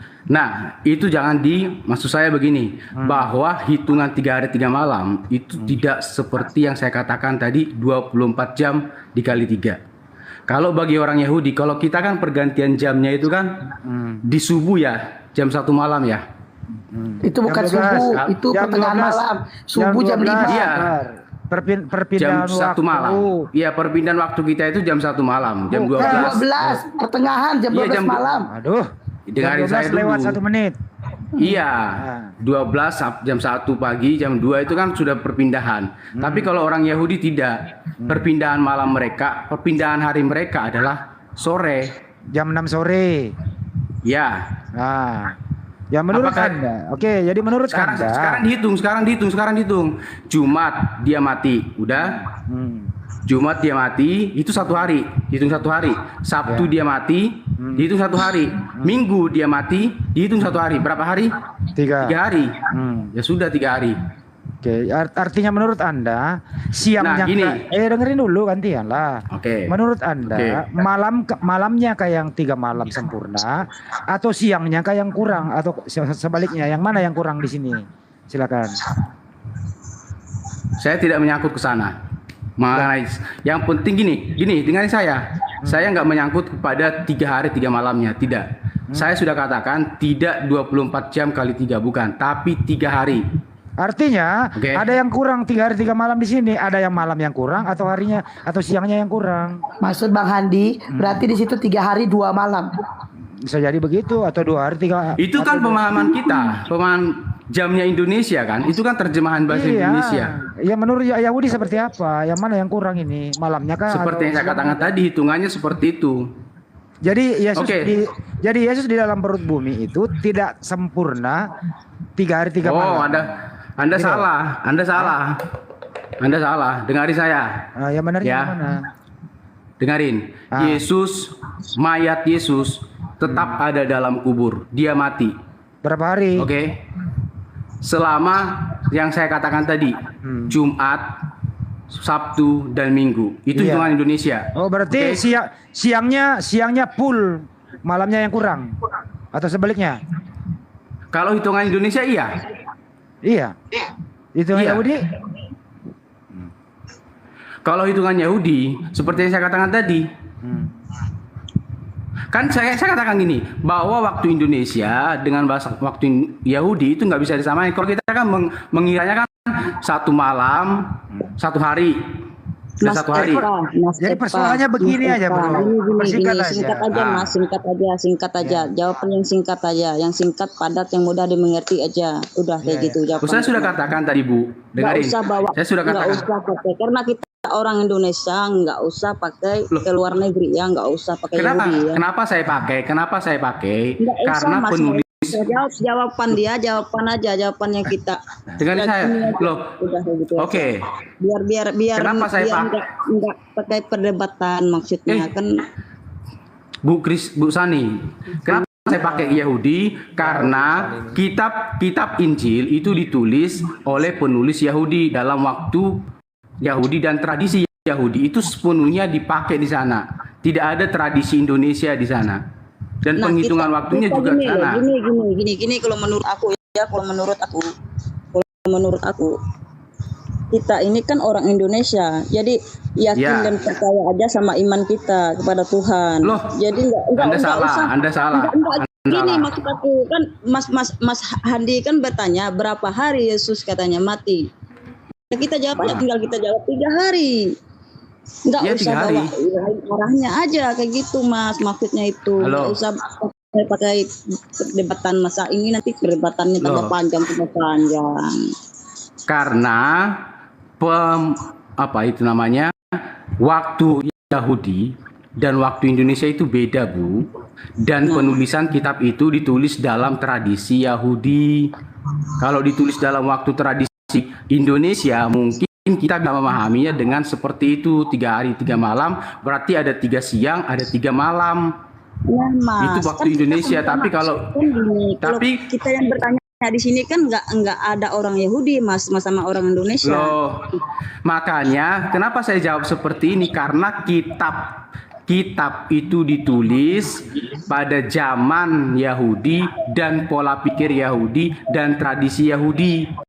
Makanya kita sebagai orang Indonesia yang menyesuaikan tradisi itu sesuai dengan kitab itu ditulis. Kita nggak menyesuaikan tradisi, tapi kita mempercayai iman keyakinan kita, ya. Salah. Kalau tradisi orang sana, berarti kalau kita masuk tradisi orang luar negeri, berarti kita tinggal di sana, Mas, ya, bukan tinggal di Indonesia, ya. Salah pemahaman Anda. Salah lagi kan bilang tradisi tadi itu salah lagi. Menafsirkan ayat. Salah lagi jawaban itu. Saya orang Kristen, yakin dan percaya saya kepada Tuhan Yesus yang saya anggap utusan Allah, yang saya panggil Tuhan Yesus karena memang gitu, karena dia utusan Allah dan Allah sendiri turun. Oke, gini dengar ya. Salah jawaban itu salah. Saya nggak mendukung jawaban itu. Ini Oke. Bentar dulu, Bu. Biarin. Ini udah mulai sesat ini. Nah, masalah tradisi itu saya nggak mendukung ya. Kalau masalah iman dan keyakinan jangan dikait-kaitkan dengan tradisi ya. Jangan diomelin loh, jangan. Enggak salah, Mas. Kalau tradisi ya tradisi. Kalau iman dan keyakinan itu dari diri kita sendiri, dari hati kita. Makanya pertanyaan itu disimak baik-baik, dipahami artinya. Yang bertanya itu baik-baik, Mas. Tapi Mbak Sani, kalau menurut saya mengenai kematian itu jawabannya benar Bang Efra, harus mengikuti itu Yahudi, karena kan kematian Yesus di Yahudi, bukan di Indonesia. Enggak salah. Itu benar. Iya, betul. Saya setuju sama Ibu Sani. Kita Indonesia aja. Orang LAI Indonesia kok. Indonesia LAI kok Indonesia. Kita ini yang bertanyakan semua Indonesia, bukan orang Yahudi sana. Iya, Sani benar. Orang LAI pasti Indonesia kok. LAI pula yang diikutin. Oke, dari omongan ini kita biarkan dulu Bang Juma bicara. Bang Juma untuk tertawa dulu baru bicara, silakan, atau Bang Juma langsung bicara aja. Silakan. Timbul ngantuk saya kalau mendengar begini. Jangan ngantuk dulu, Bu Sani. Ini bagus ini. Jangan ngantuk dulu. Silakan Bang Juma, silakan. Silakan Bang Gerunda. Yesus mengambil data dari tuduhan dan juga penolakan orang Yahudi. Dikatakan bahwa angkatan jahat kan gitu, minta tanda. Yesus mengatakan tanda Yunus. Nah sekarang tradisi Yahudi Yunus itu seperti apa? 2 jam aja yang dimaksud 1 hari, atau memang hitungannya dari jam 18 ke 18? Itu dulu poinnya. Karena cara menghitung Yahudi itu jam 6 sore sampai besok jam 6 sore itu dihitung 1 hari. Itu loh. Kalau kita dari jam 1 malam boleh saya potong? Iya. Kalau jam 6 sore ke jam 6 sore ke jam 6 sore itu sama dengan Indonesia jadinya, hanya perpindahan waktu aja. Makanya gini nah, memang kayak gitu tradisi hitungan bulan matahari itu kenanya ke situ, Bang. 24 jam memang. Ini maksud saya gini, hari Jumat itu, Bang. Izin turun dulu. Bang Zuma. Hari Jumat itu sudah dihitung 1 hari. Karena sudah pergantiannya di sore. Jumat sore itu loh, itu sudah hari kedua. Jadi Jumat, nah ini ya. Dari Jumat jam 3 dia mati, jam 12 dia mati. Oke. Itu sudah dihitung, sudah dihitung 1 hari. Oke, boleh saya potong? Oke. Ya, Jumat 1, Minggu, Sabtu 2, Minggu 3. Oke, sekarang malam. Malam Sabtu, malam Minggu. Kurang 1 malam, Bang. Katanya tadi 3 hari 3 malam. Nah sekarang malam Sabtu, malam Minggu, terus malam apa lagi satu? Oke gini, masalah malam. Dengarin saya dulu Pak, Bang ya, dengarin ya. Mengenai malam, oke. Mengenai malam, saya akan selidiki. Ini secara apa, seperti apa artinya. Tapi sepengertian saya bahwa hitungan malam, siang dan kan tadi kan katakan 1 hari 3 hari 3 malam. Itu kan hitungan Indonesia berarti ada pagi, siang dan malamnya 3 kali. Itu kan kalau Indonesia. Kalau Yahudi, apalagi dalam konteksnya ini Jumat itu sudah dihitung dalam 1 hari. Oke. Nah nanti makanya gini, saya belum bisa jawab mengenai malam. Oke, tapi nanti saya akan jawab. Kalau dikasih kesempatan saya akan cari ini artinya apa. Tapi kalau menurut saya, bagi saya ini bukan hitungan seperti Indonesia. Waktu itu adalah dikatakan kalau Indonesia kan pagi, siang, malamnya pasti 3 kali. Nah, kalau dalam proses kematian dan penyaliban dan kematian Yesus itu kalau dihitung memang tidak benar 3 kali 24 jam tidak benar. Tapi 3 hari, ya 3 hari. Boleh diterima? Itu kalau diterima silakan. Kalau tidak juga tidak apa-apa. Itu yang bisa saya jawab. Kalau mengenai malam nanti saya teliti. Saya nggak berani berkata menafsirkan sesuatu yang belum saya teliti secara jelas. Iya, 3 harinya oke. Kalau itu yang jadi dasar. Ini 3 malamnya ini yang harus dicari lagi, Bang. 1 malam hilang. Itu kan gini ya. Itu kan pandangan Indonesia ya. Makanya saya katakan, saya nanti lihat lagi apakah yang dimaksud 3 hari 3 malam ini benar-benar 3 malamnya, 3 paginya, 3 siangnya. Karena dalam prosesnya Tuhan Yesus, dia dikatakan apakah dia 3 malam? Tidak benar-benar 3 malam kalau sesuai dengan pandangan Indonesia. Tapi kalau di dalam prosesi dari penyalipan sampai penguburan sampai kebangkitannya itu Jumat sudah dihitung 1 hari, Sabtu dihitung 1 hari, dan Minggu dihitung 1 hari. Maka dia dikatakan 3 hari. Seperti itu. Kalau masalah malamnya, saya jujur belum menelitinya seperti apa maksud sebenarnya. Nanti kalau ada kesempatan saya akan kasih kabar atau saya akan bisa mungkin berbagi kepada teman-teman semua.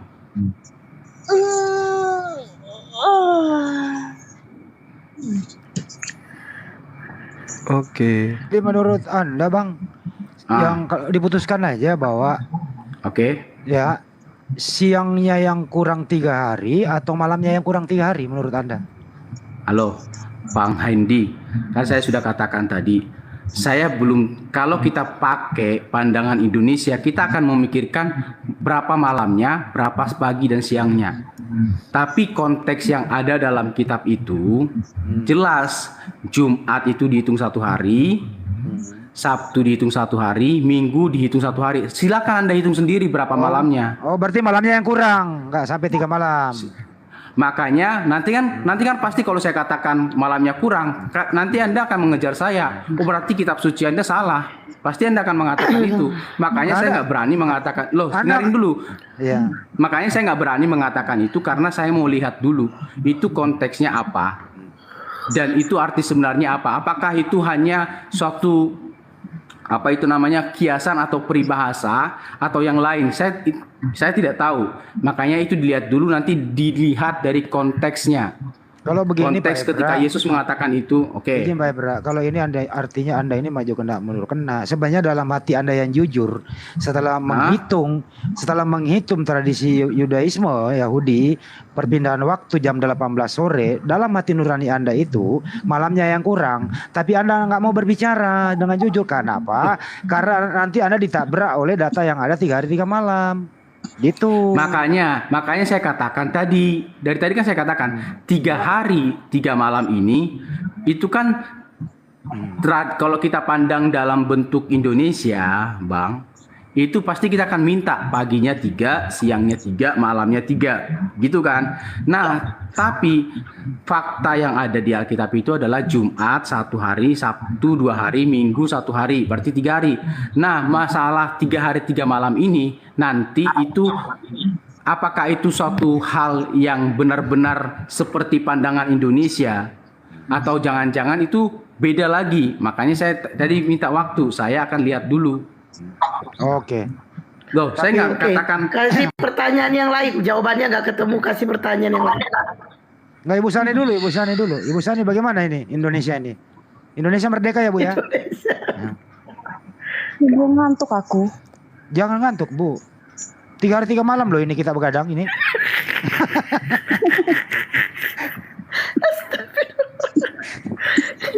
Udah mulai masuk rayuannya. Enggak, supaya enggak terlalu inilah. Santai aja sih. Oke. Gini, saya mau tanggapi yang tadi ya. Tadi saya ikuti. Ya. Ini Bang Zuma deh. Ini Bang Zuma. Mau tanggapin apa, Bang? Gini, Bang Zuma tadi katakan gini ya. Iya. Alkitabnya orang Yahudi dan kitabnya orang Kristen itu tidak sama. Iya. Gitu ya Pak Zuma, benar nggak? Benar nggak Bang Zuma? Betul Bang, betul. Nah, Bang Zuma belum ngaku kan Bang? Saya mau katakan gini. Lagi pamit 15 menit lagi lah. Iya, lanjut. Oke, saya katakan gini. Itu salah Bang. Iya. Maksudnya? Orang Kristen punya kitab yang dibagi ini diskusi ini 3 dulu. malam. Entar dulu, Bang Zuma kan 15 menit pamit. Jangan, ini diskusi 3 saya sudah malam. Iya, bentar Bang Irfan, ngomong ke Bang Zuma bentar. Bang Zuma ini kan Bang Zuma bilang waktunya 15 menit lagi. Sementara ini diskusi 3 hari 3 malam loh, Bang. 3 hari 3 malam merembet lain ke arahnya, lain ke pertanyaan, lain. Tadi saya sudah katakan 3 hari 3 malam itu masalah 3 hari 3 malam. Kan saya sudah katakan masalah 3 hari 3 malam itu kan saya sudah katakan nanti. Enggak, ini udah lain pertanyaannya Mbak Sani, udah stop. Ini lain pertanyaan, Bang Efra lain pertanyaannya lain. Pertanyaannya udah lain ini. Mbak Sani dengerin. Silakan ulangin lagi Bang Efra. Bang Zuma, tolong di ini Bang Zuma ya. Ini kita diskusi 3 hari 3 malam, enggak ada 15 menit. Silakan Bang Efra lanjut. Oke. Lain lagi ini pertanyaan ini. Lain lagi. Iya memang lain, Mbak. lain. Memang pertanyaannya lain, Mbak. pertanyaan. Mbak Sani tenang aja. Mbak Sani tenang di situ, oke? Mbak Sani sayang, I love you. Silakan Bang Efra. Oke ya. Ini pertanyaan lain, Bapak Ibu. Ini pertanyaan lain. Nah, jadi kitab orang Kristen itu ada namanya itu Alkitab dibagi dalam 2, Perjanjian Lama dan Perjanjian Baru. Oke? Perjanjian Lama sampai sekarang itu masih diakui sama dengan kitabnya orang Yahudi. Hanya saja urutannya itu beda. Oke, kalau dalam orang Yahudi itu kan mereka punya kitab namanya itu Tanak. Ya, Tanak itu apa? Tanak itu Taurat, Neviim, dan Ketuvim. Nah, Taurat itu apa? Taurat itu adalah kitab-kitab Musa. Kalau dalam Perjanjian Lama itu Kejadian, Keluaran, Imamat, Bilangan, Ulangan. Ketuvim itu apa? Surat-surat atau tulisan-tulisan. Ada tulisan sejarah, ada tulisan syair. Neviim itu apa? Kitab nabi-nabi. Dalam Perjanjian Lama itu adalah dari nabi-nabi kecil sampai nabi-nabi besar. Itu sama saja. Tulisan para nabi. Tulisan suci. Iya, tulisan para nabi. Nabi-nabi besar, kalau kami itu bagi lagi, Pak. Nabi-nabi besar dan nabi-nabi kecil. Nabi-nabi besar itu kayak Yeremia, Yesaya, Yeskiel, Daniel itu loh. Ketuvim apa? Ketuvim itu adalah tulisan-tulisan, ada tulisan sejarah, ada syair-syair misalnya. Kalau yang di umat Mazmur, Amsal, Ayub, yang kayak gitu-gitu. Itu sama, ada di kitab Tanaknya mereka. Terus apa yang dicapai di sana? Apanya? Apa yang Karena dicapai? tadi yang saya mau capai adalah ketika Bang Zuma itu katakan kitabnya orang Kristen itu tidak sama dengan kitabnya orang Israel atau orang agama Yahudi. Sama, Perjanjian Lamanya sama. Itu loh. Tadi kan sempat dibawa kepada Taurat. Apakah di Alkitab orang Kristen ada Taurat Musa? Ada. Apa itu? Kejadian, Keluaran, Imamat, Bilangan, Ulangan, itu Taurat. Itu ada tulisan-tulisan Musa. Stop dulu di Perjanjian Lama. Kalau Perjanjian Lama itu stop dulu di situ ya. Perjanjian Lama menurut Anda di situ siapa yang Tuhan di situ? Oh, masalah Tuhan. Ya, di Perjanjian Lama. Kalau saya kita kan punya dasar yang beda nih ya. Apapun nanti akan saya katakan. Ini pemahaman saya. Apapun yang akan saya katakan. Katakan aja dengar dulu. Enggak apa-apa. Oke, sejujurnya nih, dengarkan. Kalau saya katakan ini, kalau jangan nyanyi, live jangan nyanyi. Silakan. Kalau saya katakan ini, pasti teman-teman nggak akan terima. Karena apa? Karena dasarnya sudah beda. Oke, saya katakan Tuhan di Perjanjian Lama dan Perjanjian Baru itu sama. Jangan ke baru dulu, ke lama aja dulu. Ke lama siapa? Iya. Siapa? Tuhan yang menciptakan langit dan bumi. Siapa namanya? Oh, minta nama. Namanya itu kalau dalam Perjanjian Baru dia baru menyebutkan namanya yang lama dulu. Perjanjian Lama siapa namanya? Namanya kalau dia memperkenalkan dirinya kepada orang Israel itu dengan banyak sebutan. Siapa? Nama yang sesungguhnya kalau kita mengikuti tradisi sejarah Yahudi, mereka itu tidak berani mengungkapkan nama itu. Jadi nggak punya nama di Perjanjian Punya Lama? nama. Siapa? Punya nama. Siapa namanya? Namanya YHWH. YHWH. Perjanjian Baru namanya siapa? Oke, namanya Tuhan Yesus Kristus. Berarti berubah Anda nama akan dong. berkata, dengarin saya.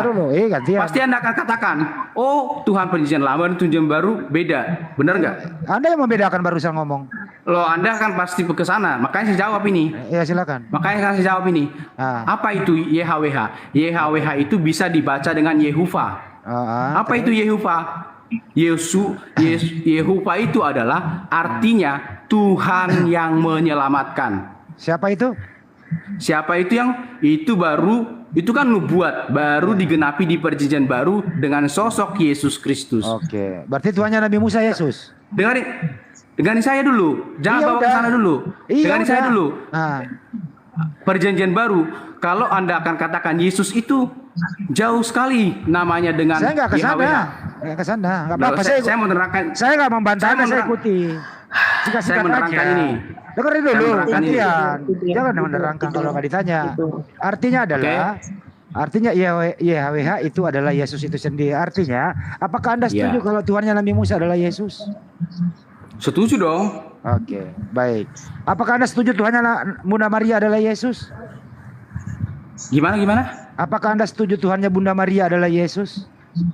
Setuju dong. Oke, apakah Anda setuju Tuhannya Bunda Maria adalah apakah Anda setuju anaknya Bunda Maria adalah Tuhan itu sendiri? Bukan Tuhan itu sendiri. Tuhannya Bunda Maria adalah Yesus. Anaknya Bunda Maria adalah Yesus. Apakah Anda setuju mengatakan bahwa Bunda Maria menuhankan anaknya? Gini aja Pak, Anda langsung katakan aja. Langsung katakan aja, apakah Tuhan itu benar-benar, Yesus itu benar-benar Tuhan atau manusia? Ngomong gitu aja dong. Iya, jangan begitu dong, ngajarin saya bertanya. Nggak usah berbelit-belit. Ini biar saya jelasin. Jelasin ini. Jangan dijelasin kalau nggak ditanya. Ini 3 hari 3 malam loh. Ini ya. Apakah anaknya Bunda Maria adalah Tuhan? Anaknya Bunda Maria adalah Tuhan. Anak yang dikandung oleh Bunda Maria yang di dalamnya adalah benih Roh Kudus itu adalah Tuhan. Tuhan, baik. Ya. Apakah yang menciptakan Bunda Maria adalah Yesus? Yang menciptakan Bunda Maria adalah ayah dan ibunya. Jadi Bunda Maria tidak diciptakan? Diciptakan oleh ayah ibunya. Oh, jadi ayah ibunya pencipta Bunda Maria? Anda ngerti nggak sih yang saya maksud? Jadi saya nggak nanya ibunya berhubungan suami istri, gitu ya. Yang menciptakan manusia siapa? Yang menciptakan manusia itu Tuhan. Siapa nama Tuhan itu? Kalau dalam perjanjian lama, dia itu YHWH. Dalam perjanjian baru, dia adalah Yesua. Berarti Yesua yang menciptakan Nabi Adam? Ya. Oke. Yesua juga yang menciptakan Nabi Musa? Menciptakan tidak secara langsung ya. Ya. Oh, ya. Jadi Yesus juga yang menciptakan Bunda Maria? Ya. Anda juga diciptakan oleh Yesua. Terus anaknya Bunda Maria namanya siapa? Yesus. Apakah anaknya Bunda Maria inilah yang menciptakan Bunda Maria? Gimana? Apakah anaknya Bunda Maria inilah yang menciptakan Bunda Maria? Oke, gini. Ya. Ya, oke, udah selesai 3 hari 3 malam. Sudah. Ibu Sani bagaimana? Anda terheran-heran? Ibu Sani bagaimana? Jadi tunggu, saya mau tanya dulu. Pak Handi ini orang Kristen atau Muslim ya? Islam. Oh, Muslim. Oke. Udah, sebentar. Bang Juma gimana? Dia membantah itu omongan Bang Juma mengenai kitab, Bang. Bang Juma masih standby apa ada tidur kah? Jangan tidur loh Bang Juma, 3 hari 3 malam ini. Bang Juma, Bang Gurunda kayak besok libur, hari Sabtu besok libur 3 hari 3 malam. Enggak, soalnya tadi juga Bang Juma itu ngomong udah mulai ngantuk dia tuh. Bang Juma tidur dia kayaknya. Enggak, belum. Ambil air dia cuci muka. Ambil air cuci muka. Ini udah dibilang 3 hari 3 malam loh Bang. Untung jauh, kalau dekat kusiram. Ada yang kuat Mbak, kalau 3 hari 3 malam. Enggak, maksudnya cuma istilah aja Bu Sani. Enggak, benar kan ada yang. Nah, bagaimana menurut Mbak Sani tanggapan teman abang, teman Mbak yang Bang Esra tadi, Efra? Iya, kalau menurut aku sih ya tergantung sama pribadi sendiri aja, benar apa enggak ya. Kalau saya iya-iyakan aja lah biar enggak panjang lebar. Enggak boleh pasrah begitu Bu. Timbul ngantuk saya kalau panjang lebar dengar omongan orang, serius. Ya makanya saya pendek-pendekin Bu. Tapi kadang-kadang yang panjang kita butuh loh Bu. Kenapa batuk? Timbul ngantuk. Saya boleh bertanya kepada teman-teman Muslim? Silakan. Oke. Gini, apakah Anda percaya kitab yang Anda pegang itu sekarang itu adalah benar-benar asli? Percaya 1000%. Oke.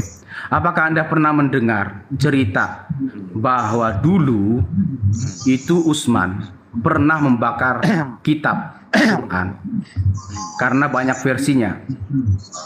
Oke, saya jawab. Pernah nggak? Pernah, paham. Ada nggak peristiwa itu? Ada. Oke. Sekarang saya tanya, apakah yang Anda pegang itu benar-benar versi asli? Yang saya pegang sekarang ini? Iya. Ya, saya pegang rokok, bukan pegang Al-Quran. Tapi yang saya imani Al-Quran di dalam kepala saya itu adalah asli. Ya. Hati-hati bertanya. Jangan masuk pegang, saya pegang rokok. Gitu. Jangan. Nanti dilempar lagi rokoknya sama aku. Enggak lah. Kebakaran aku nanti. Terus apa lagi? Nah, itu kan pembakaran kitab masal ya dulu ya. Enggak. Siapa bilang masal? Enggak, ini tambahin masal. Gini, loh, karena banyak versi-versi. Oke, saya karena jawab kan itu dulu ya. Karena dulu katanya ini entah itu teman atau temannya Nabi atau siapanya Nabi, kerabatnya Nabi itu katakan. Lu bertanya aja kitab-kitab. deh yang dibakar Ya. itu lu nggak usah apakah temannya Oke, teman. oke. Nabi itu Ya. nggak punya teman tapi sahabat. Istilah kita Ya, disebut sahabat, kerabat Kalau ya. pikir main teman apa gitu. Jadi yang dibakar Utsman itu adalah karena begini, ada para sahabat ikut dalam pengajian Rasulullah Muhammad SAW pada hari pertama, hari kedua nggak ikut, hari ketiga ikut. Jadi ada yang salah tulis dan seterusnya, kemudian diluruskan hal-hal yang tidak sesuai apa yang diucapkan Nabi Muhammad SAW, itulah yang dibakar supaya tidak mencampuri hal-hal yang benar itu intinya. Jadi tidak ada Al-Quran yang dibakar yang kurang, nggak ada. Justru yang salah tulis, yang salah persepsi oleh para sahabat itu. Berarti kan pernah kan? Quran itu pernah ditulis dengan salah. Ada yang nulis salah. Yang keliru Ada kan? Ada. Al-Quran sekarang itu pertanyaan tidak, saya. Sebentar, Al-Quran itu tidak berdasarkan tulisan, tapi berdasarkan hafalan. Oke, sekarang pertanyaan saya. Sebentar, Al-Quran Mbak itu- Sani, sebentar. Mbak Sani itu tolong di mute deh suaranya. Itu kayaknya Bang Juma ketiduran. Dia pakai handset masih itu. Takutnya suara musik itu ke telinga gak enak kali dengernya. Di mute, Mbak Sani di mute. Bang Juma ketiduran. Tapi nanya lagi ya, Pra. Lu nanya lagi, mau lagi ngomong. Oke, sudah. Sekarang saya tanya. Kalau memang Al-Quran itu dari Allah, kenapa Allah izinkan salah penulisannya? Oke, ini pertanyaan bagus nih. Yang namanya manusia itu diberikan akal untuk berpikir. Yang namanya manusia itu tidak ada yang sempurna, begitu ya. Benar. Ya wajar kalau ada yang salah, makanya ada tuntunan, ada tokoh yang mengajari mereka di muka bumi ini, yaitu Nabi Muhammad SAW. Manusia boleh salah, nggak ada manusia yang sempurna, gitu loh. Jadi Nabi Muhammad SAW mengulangi kembali, kemudian ditulis ulang. Jadi Al-Quran itu ditulis pada masa Nabi Muhammad masih hidup. Jadi ada cross check. Oke. Begitu. Oh, berarti yang ditulis oleh Nabi Muhammad itu adalah salinan yang benar. Nabi Muhammad nggak menulis Al-Quran, sahabat yang menulis. Oh, sahabat yang ditulis oleh sahabat Nabi itu adalah salinan yang benar gitu ya? Ya iyalah, kalau ada yang salah sekarang bagaimana? Sekarang Ada nggak yang bisa menunjukkan kesalahan Al-Quran? Satu titik saja. Sekarang saya tanya, saya nggak bertanya, saya kan lagi bertanya nih, jangan tanya saya dulu. Oke. Nah, sekarang pertanyaan saya adalah, berarti kan Al-Quran itu nggak langsung turun dari atas kan? Dari atas lah, langsung turun dari atas melalui malaikat Jibril. Kalau langsung turun dari, dari atas kok salah? Ya, gini kok bisa salah nulisnya? Orang yang namanya orang baru mendengarkan sesuatu baru baginya. Nah, makanya saya katakan berarti makanya kan Al-Quran itu saya jawab dulu. Nggak langsung turun kan? Nggak langsung turun toh? Jangan Anda berpendapat, Anda kan bertanya, saya yang jawab. Oke, silakan. Kalau Anda mau berpendapat, nanti saya jawab, tanya kepada Anda. Saya kalau bertanya nggak pernah berpendapat loh. Oke, silakan. Jadi yang menerima Al-Quran itu bukan para sahabat. Oke, Al-Quran itu turun dari atas. Allah Subhanahu wa taala melalui malaikat Jibril diterima oleh Nabi Muhammad SAW secara berangsur-angsur. Jadi yang menerima Al-Quran itu hanya satu, Nabi Muhammad SAW. Kemudian Nabi mengajari para sahabat. Wajarlah kalau sahabat ini kadang lupa menulis dan seterusnya. Begitu. Jelas? Makanya saya katakan berarti Al-Quran itu nggak langsung turun dari atas kan? Langsung Ya Allah, dari ya atas. Robin. Emang Gini loh. Saya ini artikan bahasanya Bang Handi. Ini bahasanya Bang Handi nih. Pernyataan saya disajikan dulu, didengar Bang Handi, dulu. Bang Evra saya perjelas. Saya tahu. Saya tahu. Maksudnya Bang Hadi itu saya tahu. Itu diturunkan lewat itu namanya siapa? Malaikat Jibril, benar kan? Ya. Yang saya tanya itu kan gini, Al-Quran itu nggak langsung dalam bentuk buku ke bawah kan? Enggak, bukan buku. Enggak, melalui firman. Itu loh, itu tadi yang saya tanya. Ya nggak begitu pertanyaanmu tadi dari Ya awal. pertanyaanmu yang salah. Enggak, Saya saya nggak salah. katakan, Ya gini, saya nggak salahin pertanyaannya, tapi ini pertanyaan baru. Tadi awal lu nggak bilang buku, jadi dari awal kan nggak ada. saya bilang tadi kan, Al-Quran loh ya, bukan wahyu. Lu bertanya aja deh, jangan berpendapat. Saya tadi kan saya katakan Al-Quran, kan tadi kan saya katakan Al-Quran itu berarti langsung turun dari atas dong. Kan saya bilang gitu toh. Tadi malah Anda marah-marah sama saya. Kalau saya katakan wahyu, oke itu bener. Tapi Al-Quran yang Anda pegang atau yang Anda yakini sekarang, berarti kan nggak turun langsung dari atas dong. Boleh saya jawab? Bener nggak? Nggak bener, menurut lu. Loh, statement lu nggak bener. Oke, silakan jawab. Ya makanya saya ulang sekali lagi ya. Jadi Al-Quran itu diturunkan bukan berbentuk buku, bukan berbentuk teks, ya, tapi ikro, berbentuk ucapan malaikat Jibril kepada Nabi Muhammad SAW. Kemudian Nabi Muhammad tidak menulisnya, tapi ditaruh di dalam diri Nabi secara berangsur-angsur. Dihafallah Al-Quran itu, gitu ya. Kemudian diberitakan, diajarkan kepada para sahabat. Sahabatlah menulis. Jadi bukan berbentuk buku dari atas. Jelas? Udah. Ya, oke. Berarti kan bener kan? Nggak dalam bentuk buku kan dari atas. Ya iya. Siapa bilang dari buku? Oke. Sekarang saya tanya lagi. Oke, kalau itu adalah, nah itu kan Anda yakini ya dari wahyunya malaikat Jibril kepada Nabi. Ya, nah di wahyu itu ada dikatakan gini, bahwa Al-Quran ini perlu apa namanya itu ya, saya kasih paling sederhana itu, kalau Anda nggak ngerti Al-Quran, Anda bisa lihat kitab Taurat, Zabur dan Injil. Oh, benar, itu. Ada nggak? Bertanya lah, ada, tapi nggak begitu redaksinya. Ada, oke. Apa itu? Apa yang mau ditanyakan? Ya, kan dikatakan seperti itu. Kalau Anda kurang mengerti tentang Quran, belajarlah atau bacalah Taurat, Zabur, dan Injil. Nah, sekarang pertanyaan saya adalah, kenapa malah Injil yang disuruh oleh diperintahkan oleh Quran itu sendiri, malah Anda katakan palsu? Siapa yang bilang palsu? Banyak kaum muslim bilang. Saya nggak pernah mengatakan palsu.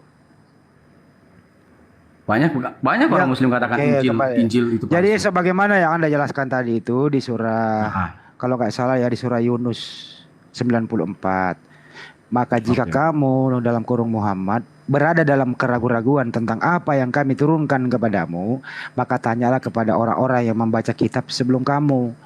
Sesungguhnya telah datang kebenaran kepadamu dari Tuhanmu. Sebab itu janganlah sekali-kali kamu termasuk orang yang ragu-ragu. Begitu. Artinya apa di sini? Sebagaimana tafsir nih, gue baca tafsir aja. Maka apabila kamu wahai Rasul dalam keraguan dalam hakikat apa yang kami beritahukan kepadamu, maka tanyalah orang-orang yang membaca Alkitab sebelum dari para penganut kitab Taurat dan Injil.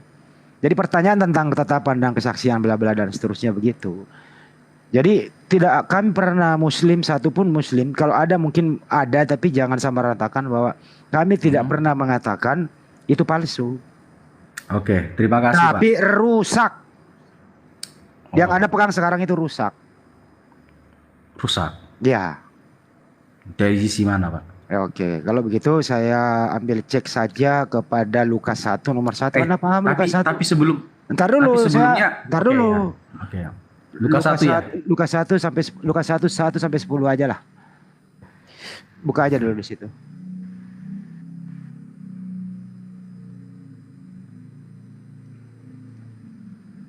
Udah buka?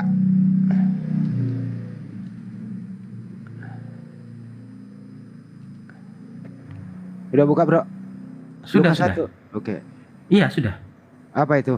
Lukas. Silakan dipahami. Ya Anda. Disampaikan kepada saya. Lukas berapa? Apa yang Anda pahami dari Lukas 1 itu?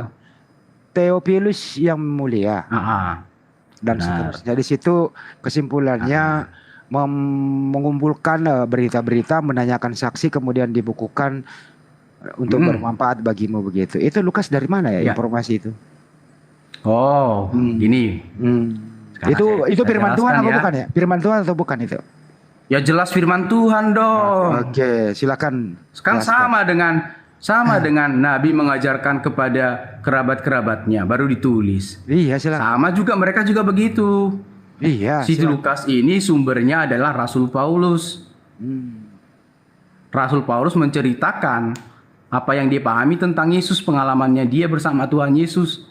Bagaimana Tuhan Yesus memanggil dia di jalan Damsik, ditulis sama si Lukas. Dan mengenai Tuhan Yesus, karena Lukas ini adalah seorang berpendidikan. Dia itu seorang dokter. Maka dia itu meneliti. Dalam penelitiannya, dalam penulisannya, kami mempercayai bahwa segala tulisan yang dituliskan, yang diilhamkan di dalam Alkitab itu adalah diinspirasi oleh Roh. Saya boleh baca dulu nggak supaya Anda nggak ngelantur? Oke, silakan. Oke. Theophilus yang mulia. Ya. Banyak orang telah berusaha menyusun suatu berita tentang peristiwa-peristiwa yang telah terjadi di antara kita. Seperti yang disampaikan kepada kita oleh mereka yang dari semula adalah saksi mata dan pelayan firman. Karena itu, setelah aku menyelidiki dengan segala peristiwa itu dengan seksama dari asal mulanya, aku mengambil keputusan untuk membukukannya. Jadi Lukas ini tidak memperoleh firman Tuhan. Informasi tulisannya adalah pertama, menyusun peristiwa-peristiwa, kemudian dia menanyakan saksi-saksi, kemudian dibukukan. Jadi bukan firman Tuhan yang diterima, bro. Dia tanya saksi-saksi. Baca dulu deh, baca coba. Coba lu baca baik-baik. Sudah saya baca. Ya. Dia menyusun berita loh. Dia menyusun berita, bukan menyusun firman Tuhan. Oke, sekarang saya jawab. Iya, silakan. Berita apa toh? Berita apa yang dia cari? Ya, Anda jawab lah, saya nggak bisa jawab. Loh, jangan tanya saya. Nah, makanya saya jawab. Ya, silakan. Berita yang dia cari tentang peristiwa yang terjadi di antara kita. Itu peristiwa apa? Yang bikin heboh. Peristiwa apa itu? Tuhan Yesus. Ada Tuhan Yesus, ada orang yang nggak bersalah, tapi dia dijadikan bersalah, disalib, mati. Jadi menurut Anda, Lukas 1 ini adalah firman Tuhan, yakin? Ya, firman Tuhan dong. Baik. Berita-berita itu firman Tuhan? Berita yang mana dong? Ya, dia kan menyusun dia menyusun berita tentang peristiwa-peristiwa yang telah terjadi di antara kita. Nah, peristiwa, dengarin dulu, bro. Saya tanya kepada Anda dulu. Peristiwa yang terjadi di antara kita itu firman Tuhan atau bukan? Sekarang saya belum jawab itu. Dengarin saya dulu menjelaskan. Boleh? Itu dibukukan, Dek. Kamu baca, dibukukan. Diselidiki dan dibukukan. Kisah Para Rasul 1 nomor 1. Masih menyangkal apa lagi? Siapa ini ya? Saya, Sidik. Mas Sidik. Nah, kamu tahu Theophilus itu apa artinya? Itu orang banyak. Kamu tahu nggak? Anda salah. Oke, nanti saya paparkan data ya. Jangan nafsirkan. Jangan nafsirkan. Nanti saya lihatkan Theophilus ya. Nanti open cam. Nah, silakan kamu jawab. Oke. Ya, nanti kamu buka ya Kisah Para Rasul 1 nomor 1 ya. Itu Theophilus dalam bukuku yang pertama. Ya. Jadi diselidiki terus dibukukan. Iya. Ngerti nggak bahasa dibukukan itu? Iya, dibukukan. Jelas. Jadi kitab penyelidikan. Kitab-kitab diselidiki loh. Ini dapat di sini, ini firman Tuhan katanya. Ini selidiki, dikumpul. Anda nggak biarkan saya ngomong, makanya saya nggak bisa ngomong. Iya, karena kamu terlalu panjang ngomong tapi asumsi. Sementara itu tertulis seperti itu. Lah, makanya iya kan? Makanya seperti contoh, ada satu juga Yeremia 88, pena palsu telah merubah. Itu jelas. Pena palsu telah merubah Taurat, telah merombak Taurat. Udah ngomong aja terus. Silakan, kalau kenapa kejang-kejang kok? Silakan ngomong. Saya nggak kejang-kejang, biasa aja. Masih ngeyel juga udah tertulis. Aduh, parah kalian ini. Loh, sekarang saya tanya, apakah Quran itu nggak dibukukan juga? Itu penyelidikan. Tahu nggak? dengar saya dulu. Penyelidik. Jangan Oke, konspirasi ke sekarang sana. yang jadi masalah itu apanya toh? Penyelidikan sekarang- atau pembukuannya? Bentar. Pembukuannya atau penyelidikan? Gini dengerin dulu baik-baik, bro. Santai ya, santai. Ya, santai. Ya. Itu loh Mas Sidik loh Lukas, tadi marah-marah tadi. Enggak, memang begitu. Jadi begini, peristiwa-peristiwa yang telah terjadi di antara kita. Jadi Oke. Lukas ini menyelidiki peristiwa-peristiwa yang terjadi. Oke. Ya. Kemudian dia membukukannya. Pertanyaan, apakah peristiwa-peristiwa ini adalah firman Tuhan? Peristiwa-peristiwa ini firman Tuhan. Iya. Anda bertanya itu kepada saya kan? Iya. Maka izinkan saya mengartikan firman Tuhan itu apa?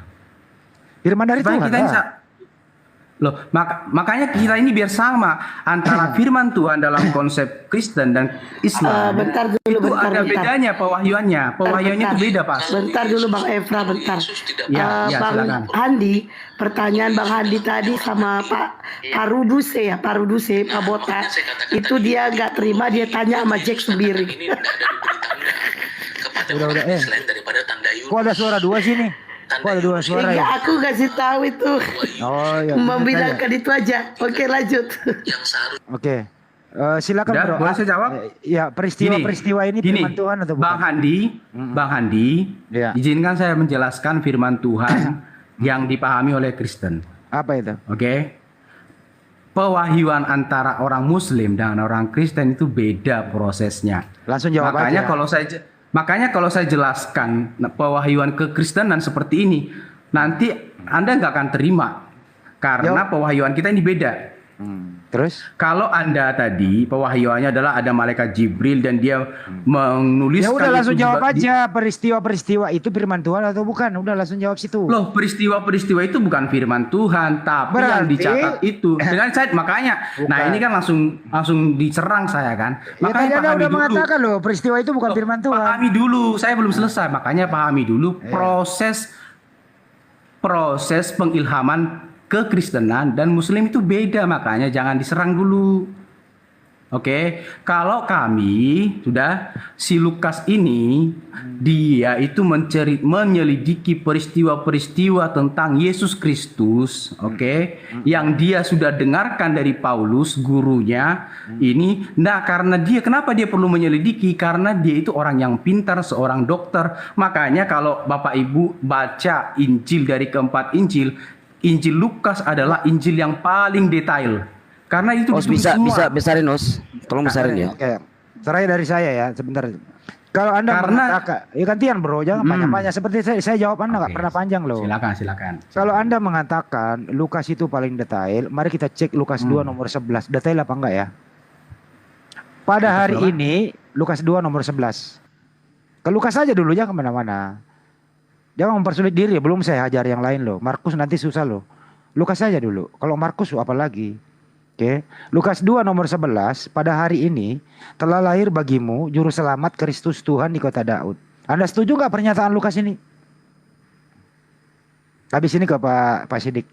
Anda setuju nggak? Lukas 2 nomor 11. Anda mengatakan tulisan Lukas yang paling detail. Saya kasih Anda contoh satu. Detail nggak tuh?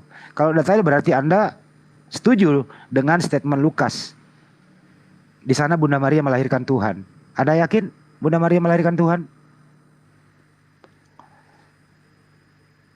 Nggak usah dibuka lah bro. Saya hafal datanya itu Lukas 2 nomor 11. Katanya paling detail. Kedua adalah kalau memang detail, apakah Lukas itu ada di TKP waktu Bunda Maria melahirkan? Kok dia tahu kalau Bunda Maria melahirkan Tuhan? Siapa yang ngasih tahu? Itu loh. Paling detail katanya. Kalau paling detail artinya apa? Lukas mewawancarai Bunda Maria, kemudian Bunda Maria menjawab, saya Bunda Maria melahirkan Tuhan. Kemudian Lukas menulis. Buktinya waktu Bunda Maria sama Pak Yusuf melahirkan di kandang domba, karena tidak dapat penginapan, dia hanya berdua. Tidak ada saksi lain. Kalaupun ada malaikat is okay. Tapi tidak ada orang lain, apalagi Lukas yang ada di TKP Bunda Maria melahirkan. Pertanyaan ini, dari mana Lukas tahu Bunda Maria melahirkan Tuhan? Katanya detail sekali si Lukas ini. Nggak bisa jawab dia. Dia baca di naskah dia itu. Jangan coba-coba mengatakan Lukas paling detail. Justru yang paling waduh. Kalau kita bahas ini bro, selesai lo. Wartawan kok paling detail. Mana ada wartawan kayak gitu detail? Tadi udah jawab dia bahwa berita-berita itu bukan firman Tuhan. Ini kan Theophilus. Iya. Nah, setelah diklik. Oh, ya mana anaknya banyak. dia? Mana anaknya masih ada? Ya. Ini banyak orang. Itu arti nama, Bos. Nah, terus iya makanya Theophilus yang mulia kok Theophilus yang mulia? Theophilus itu siapa? Banyak orang. Theophilus artinya apa? Bos. Banyak orang. Bukan. Bos. Sekarang kamu buka di Wikipedia siapa Theophilus? Ini udah masuk gini. Kamu kan cari tahu siapa Theophilus. Nah ini Theophilus di sini. Nah ini diklik ini Theophilus. Ini Theophilus ini. Nah, diklik. Mana? Coba saya lihat. Buka. Ini. Nah, ini. Ini apa ini? Itu kata orang. Tunggu dulu. Coba tadi klik tadi strong strongnya. Kembali. Lukas 1. Terus ini apa? Tunggu dulu. Tunggu dulu gimana? Mana? Ini saya ada data nih. Kamu buka Lukas 1. Nah, buka. Bentar ya, saya lihat ya. Iya. Lukas 1 ya, bentar. Lukas 1 sampai 3 ya. Terus masih dik ya. Aku juga 3 hari 3 malam lo kita ini. 3 hari 3 malam lo. Halo, saya pamit dulu lah. Jadi penonton aja dulu, jangan tidur. 3 hari 3 malam jadi supporter aja dulu. Halo Mbak hostnya, saya makasih ya udah digabungin. Buat ya besok-besok kesini lagi ya Bu Sani ya. Perdebatan kayak gini bikin ngantuk. Justru ini menambah adrenalin lo. Memacu semangat juang. Bukan bikin ngantuk. Enggak maju. Buat yang suka berdebat itu. Kalau saya nggak suka masalah agama, karena bagi saya keyakinan pribadi lah. Tapi semoga sih saya doakan supaya Ibu Sani itu ya semoga Tuhan Yesus memberkati Ibu. Amin, makasih. Diaminkan dia. Makasih semuanya ya. Ya udah. Saya tadi begini Bu, semoga Tuhan Yesus memberkati Ibu.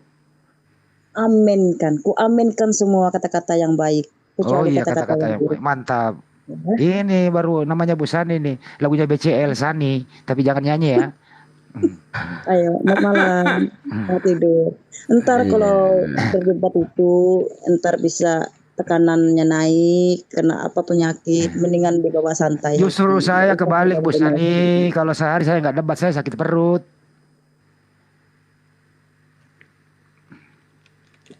Pak Sidik mana ini anak ini? Gak tahu mana dia. Katanya Lukas tulisannya paling detail.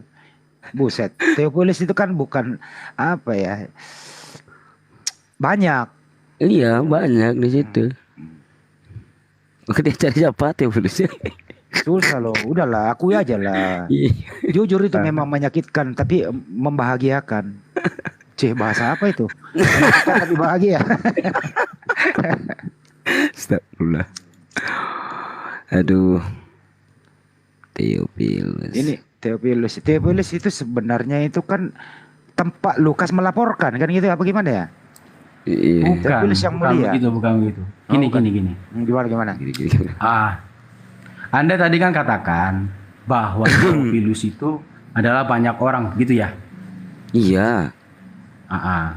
Nah, Theophilus itu ini ada banyak penafsiran. Oke, yang pertama ada menyebutkan itu nama. Yang kedua ada itu menyatakan sebagai gelar. Kepada siapa? Kepada orang-orang yang mencintai kebenaran. Ya. Jangan pakai iman menjelaskan bro. Aduh, parah ya. Cari lagi data dia. Gak apa-apa lah, biar dia terbuka lah wawasannya. Iya. Kita jangan menghakimi dia. Biarlah dia menghakimi dirinya sendiri. Ya betul. Kalau ini orang memang dalam Oke, silakan. Kalau orang sudah menghakimi dirinya sendiri, artinya dia bisa mengoreksi dirinya sendiri. Kejujuran itu ada, pasti. Lanjut bro. Sudah? Yang mau Ini naik, dalam yang mau naik yang ini agama dalam Kristen aja ya. Yang agama Kristen mikap. Oke. Enggak apa-apa, gantiin saya juga lagi baru pulang loh saya dari Surabaya ya. Turunin host, kecilin aja host. Udah ditunjukin data. Dem Banjuma yang digedein biar dia bangun. Iya. Besarin gubes itu, guru besar tuh. Saya sudah boleh ngomong nggak? Silakan. Boleh, silakan. Ngambek gitu bro, santai aja kali. Gini, sekarang saya tanya Pak Sidik, yang Anda maksudkan orang banyak itu sebagai objek atau sebagai subjek? Ya orang banyak yang menyelidiki itu terus dibukukan gitu aja sih. Simpel sih. Kalau gimana? Bukan. Nah, apa coba? Malahan itu berarti kan objek. Itu kan berarti kan objek. Ya malahan itu kan saya objek, bilang banyak kan? orang, tetapi kalau di Wikipedia Theophilus itu tidak diketahui loh itu gimana itu asal usulnya. Makanya saya jelaskan ini. Makanya saya jelaskan. Oke, makanya saya jelaskan. Kalau Anda berkata bahwa banyak orang itu adalah orang-orang yang diselidiki oleh si Lukas, Anda salah karena itu akan berdiri sebagai objek. Benar nggak? Iya, yang kalau itu adalah orang-orang yang menyelidiki itu banyak orang gitu loh. Ya, berarti yang banyak orang itu kan objek kan? Menyelidiki gitu loh. Kitab-kitab itu kitab kan penyelidikan. Nah, sementara parameter Anda mengatakan tadi kan bertanya tentang melihat kepada kitab-kitab yang terdahulu. Kitab-kitab yang terdahulu ini kan sekarang sudah dirubah-rubah dengan tangan manusia itu sendiri. Pak Handi, tadi kan Anda katakan bahwa orang Muslim itu tadi kan Anda katakan bahwa tidak berkata bahwa Alkitab kami itu palsu, bukan? Emang palsu sama diubah-ubah gimana, Dek? Diubah-ubah seperti contoh Yeremia 8 nomor 8 apa? Pena palsu telah merubah. Kalau sudah dirubah berarti palsu dong. Jelas lah kalau memang iya. Kenapa Yeremia 8 nomor 8 kan tertulis? Kenapa itu yang tertulis kan di kitabmu? Coba kamu baca. Mana? Silakan. Yeremia 8 nomor 8. Terus perombakan Taurat juga kamu bisa baca juga. Taurat telah dirombak-rombak, terus dirombak diapain? Dicium-cium. Gimana sih? Memahami.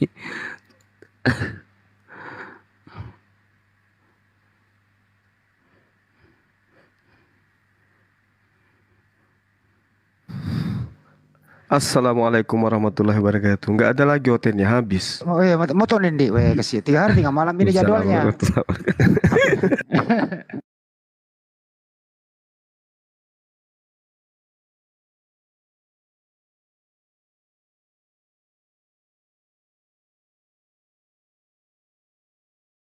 Assalamualaikum warahmatullahi wabarakatuh, sahabat-sahabat sekalian. Begitu saya mengucapkan salam, komalnya langsung rungkat. Artinya mereka sudah disuruh untuk istirahat ya. Nah di tempatku ini udah hampir jam 2. Kita tutup aja ya sahabat-sahabat sekalian.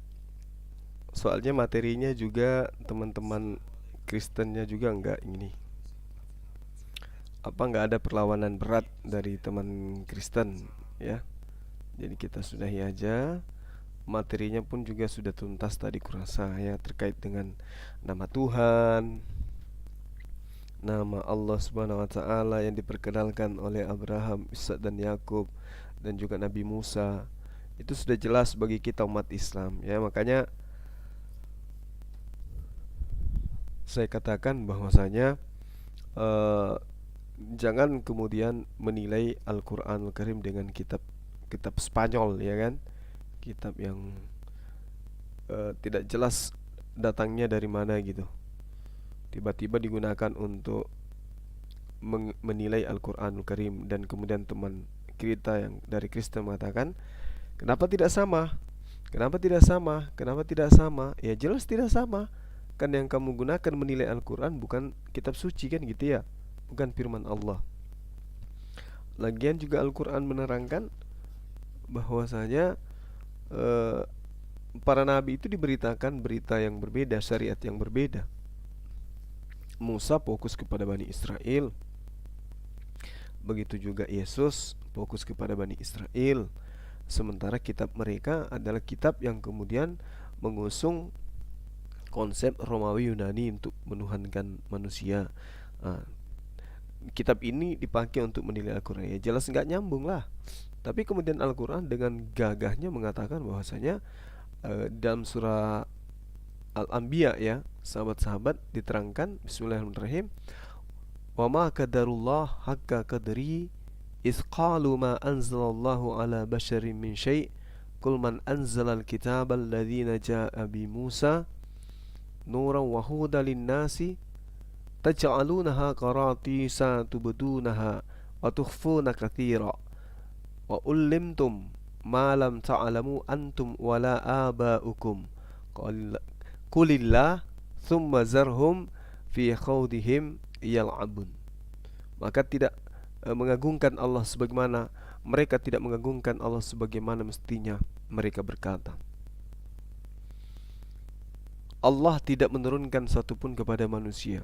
Katakan kepada mereka, ya Muhammad, siapakah yang menurunkan kitab Taurat yang dibawa oleh Musa sebagai cahaya dan petunjuk bagi manusia?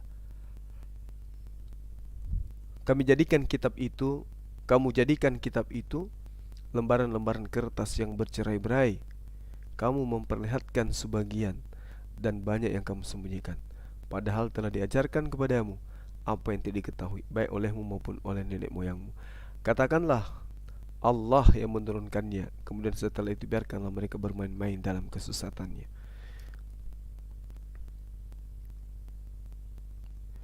Jadi jelas sekali ya sahabat, Al-Quran menerangkan, sampaikan aja bahwa Allah yang mewahyukan Al-Quran Allah yang mewahyukan Torah, Allah yang mewahyukan Zabur dan Injil.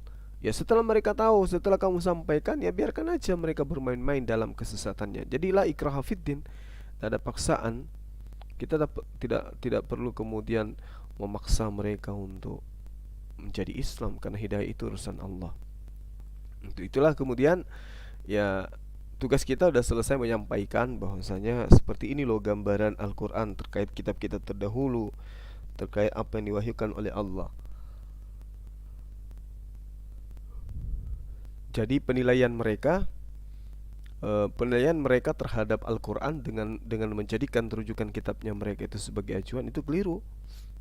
Karena kitabnya bukan lagi firman Allah, bukan lagi firman Tuhan, tetapi adalah hasil penyelidikan yang menceritakan tentang hal yang menurut mereka itu adalah firman Tuhan, kan gitu ya.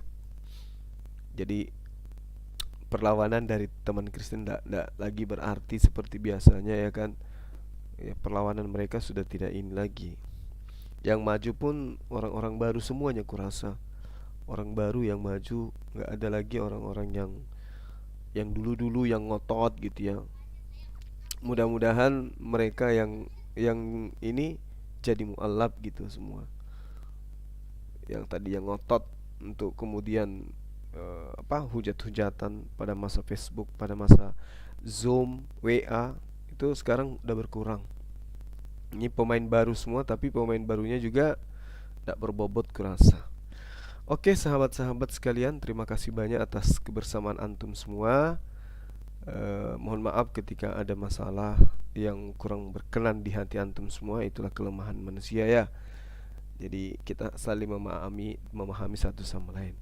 Terakhir sebelum saya tutup, kembali saya mengingatkan untuk teman-teman bisa infak sedekah terkait fokus penyelesaian masjid, halaman masjid maksudnya. Kalau bagian masjid kan badan masjid insya Allah sudah selesai, tinggal halamannya, area parkir masjid kita yang masih perlu pembenahan. Jadi teman-teman yang punya kelebihan harta bisa berimpak sedekah terhadap masjid ini biar semuanya rampung. Dan bulan Juni insya Allah akan diresmikan ya teman-teman sekalian. Peresmian masjid kita itu jelas di bulan Juni bertepatan dengan Idul Adha. Jadi teman-teman yang ingin ikut berpartisipasi, berjumpa, bersilaturahmi dengan saya dan teman-teman apologet lainnya, silakan hadir di wisata Rumah Hobbit Bolangi, Kabupaten Goa. Demikian para sahabat, kiranya Allah melimpahkan rahmat dan hidayah kepada kita semua, memudahkan urusan kita yang baik, entah baik itu urusan dunia maupun urusan akhirat. Subhanakallahumma wa bihamdi, asyhadu an la ilaha illa anta astaghfiruka wa atubu ilaih. Salam tauhid. Salam satu Tuhan, jayalah Islamku, jayalah Indonesiaku. Assalamualaikum warahmatullahi wabarakatuh.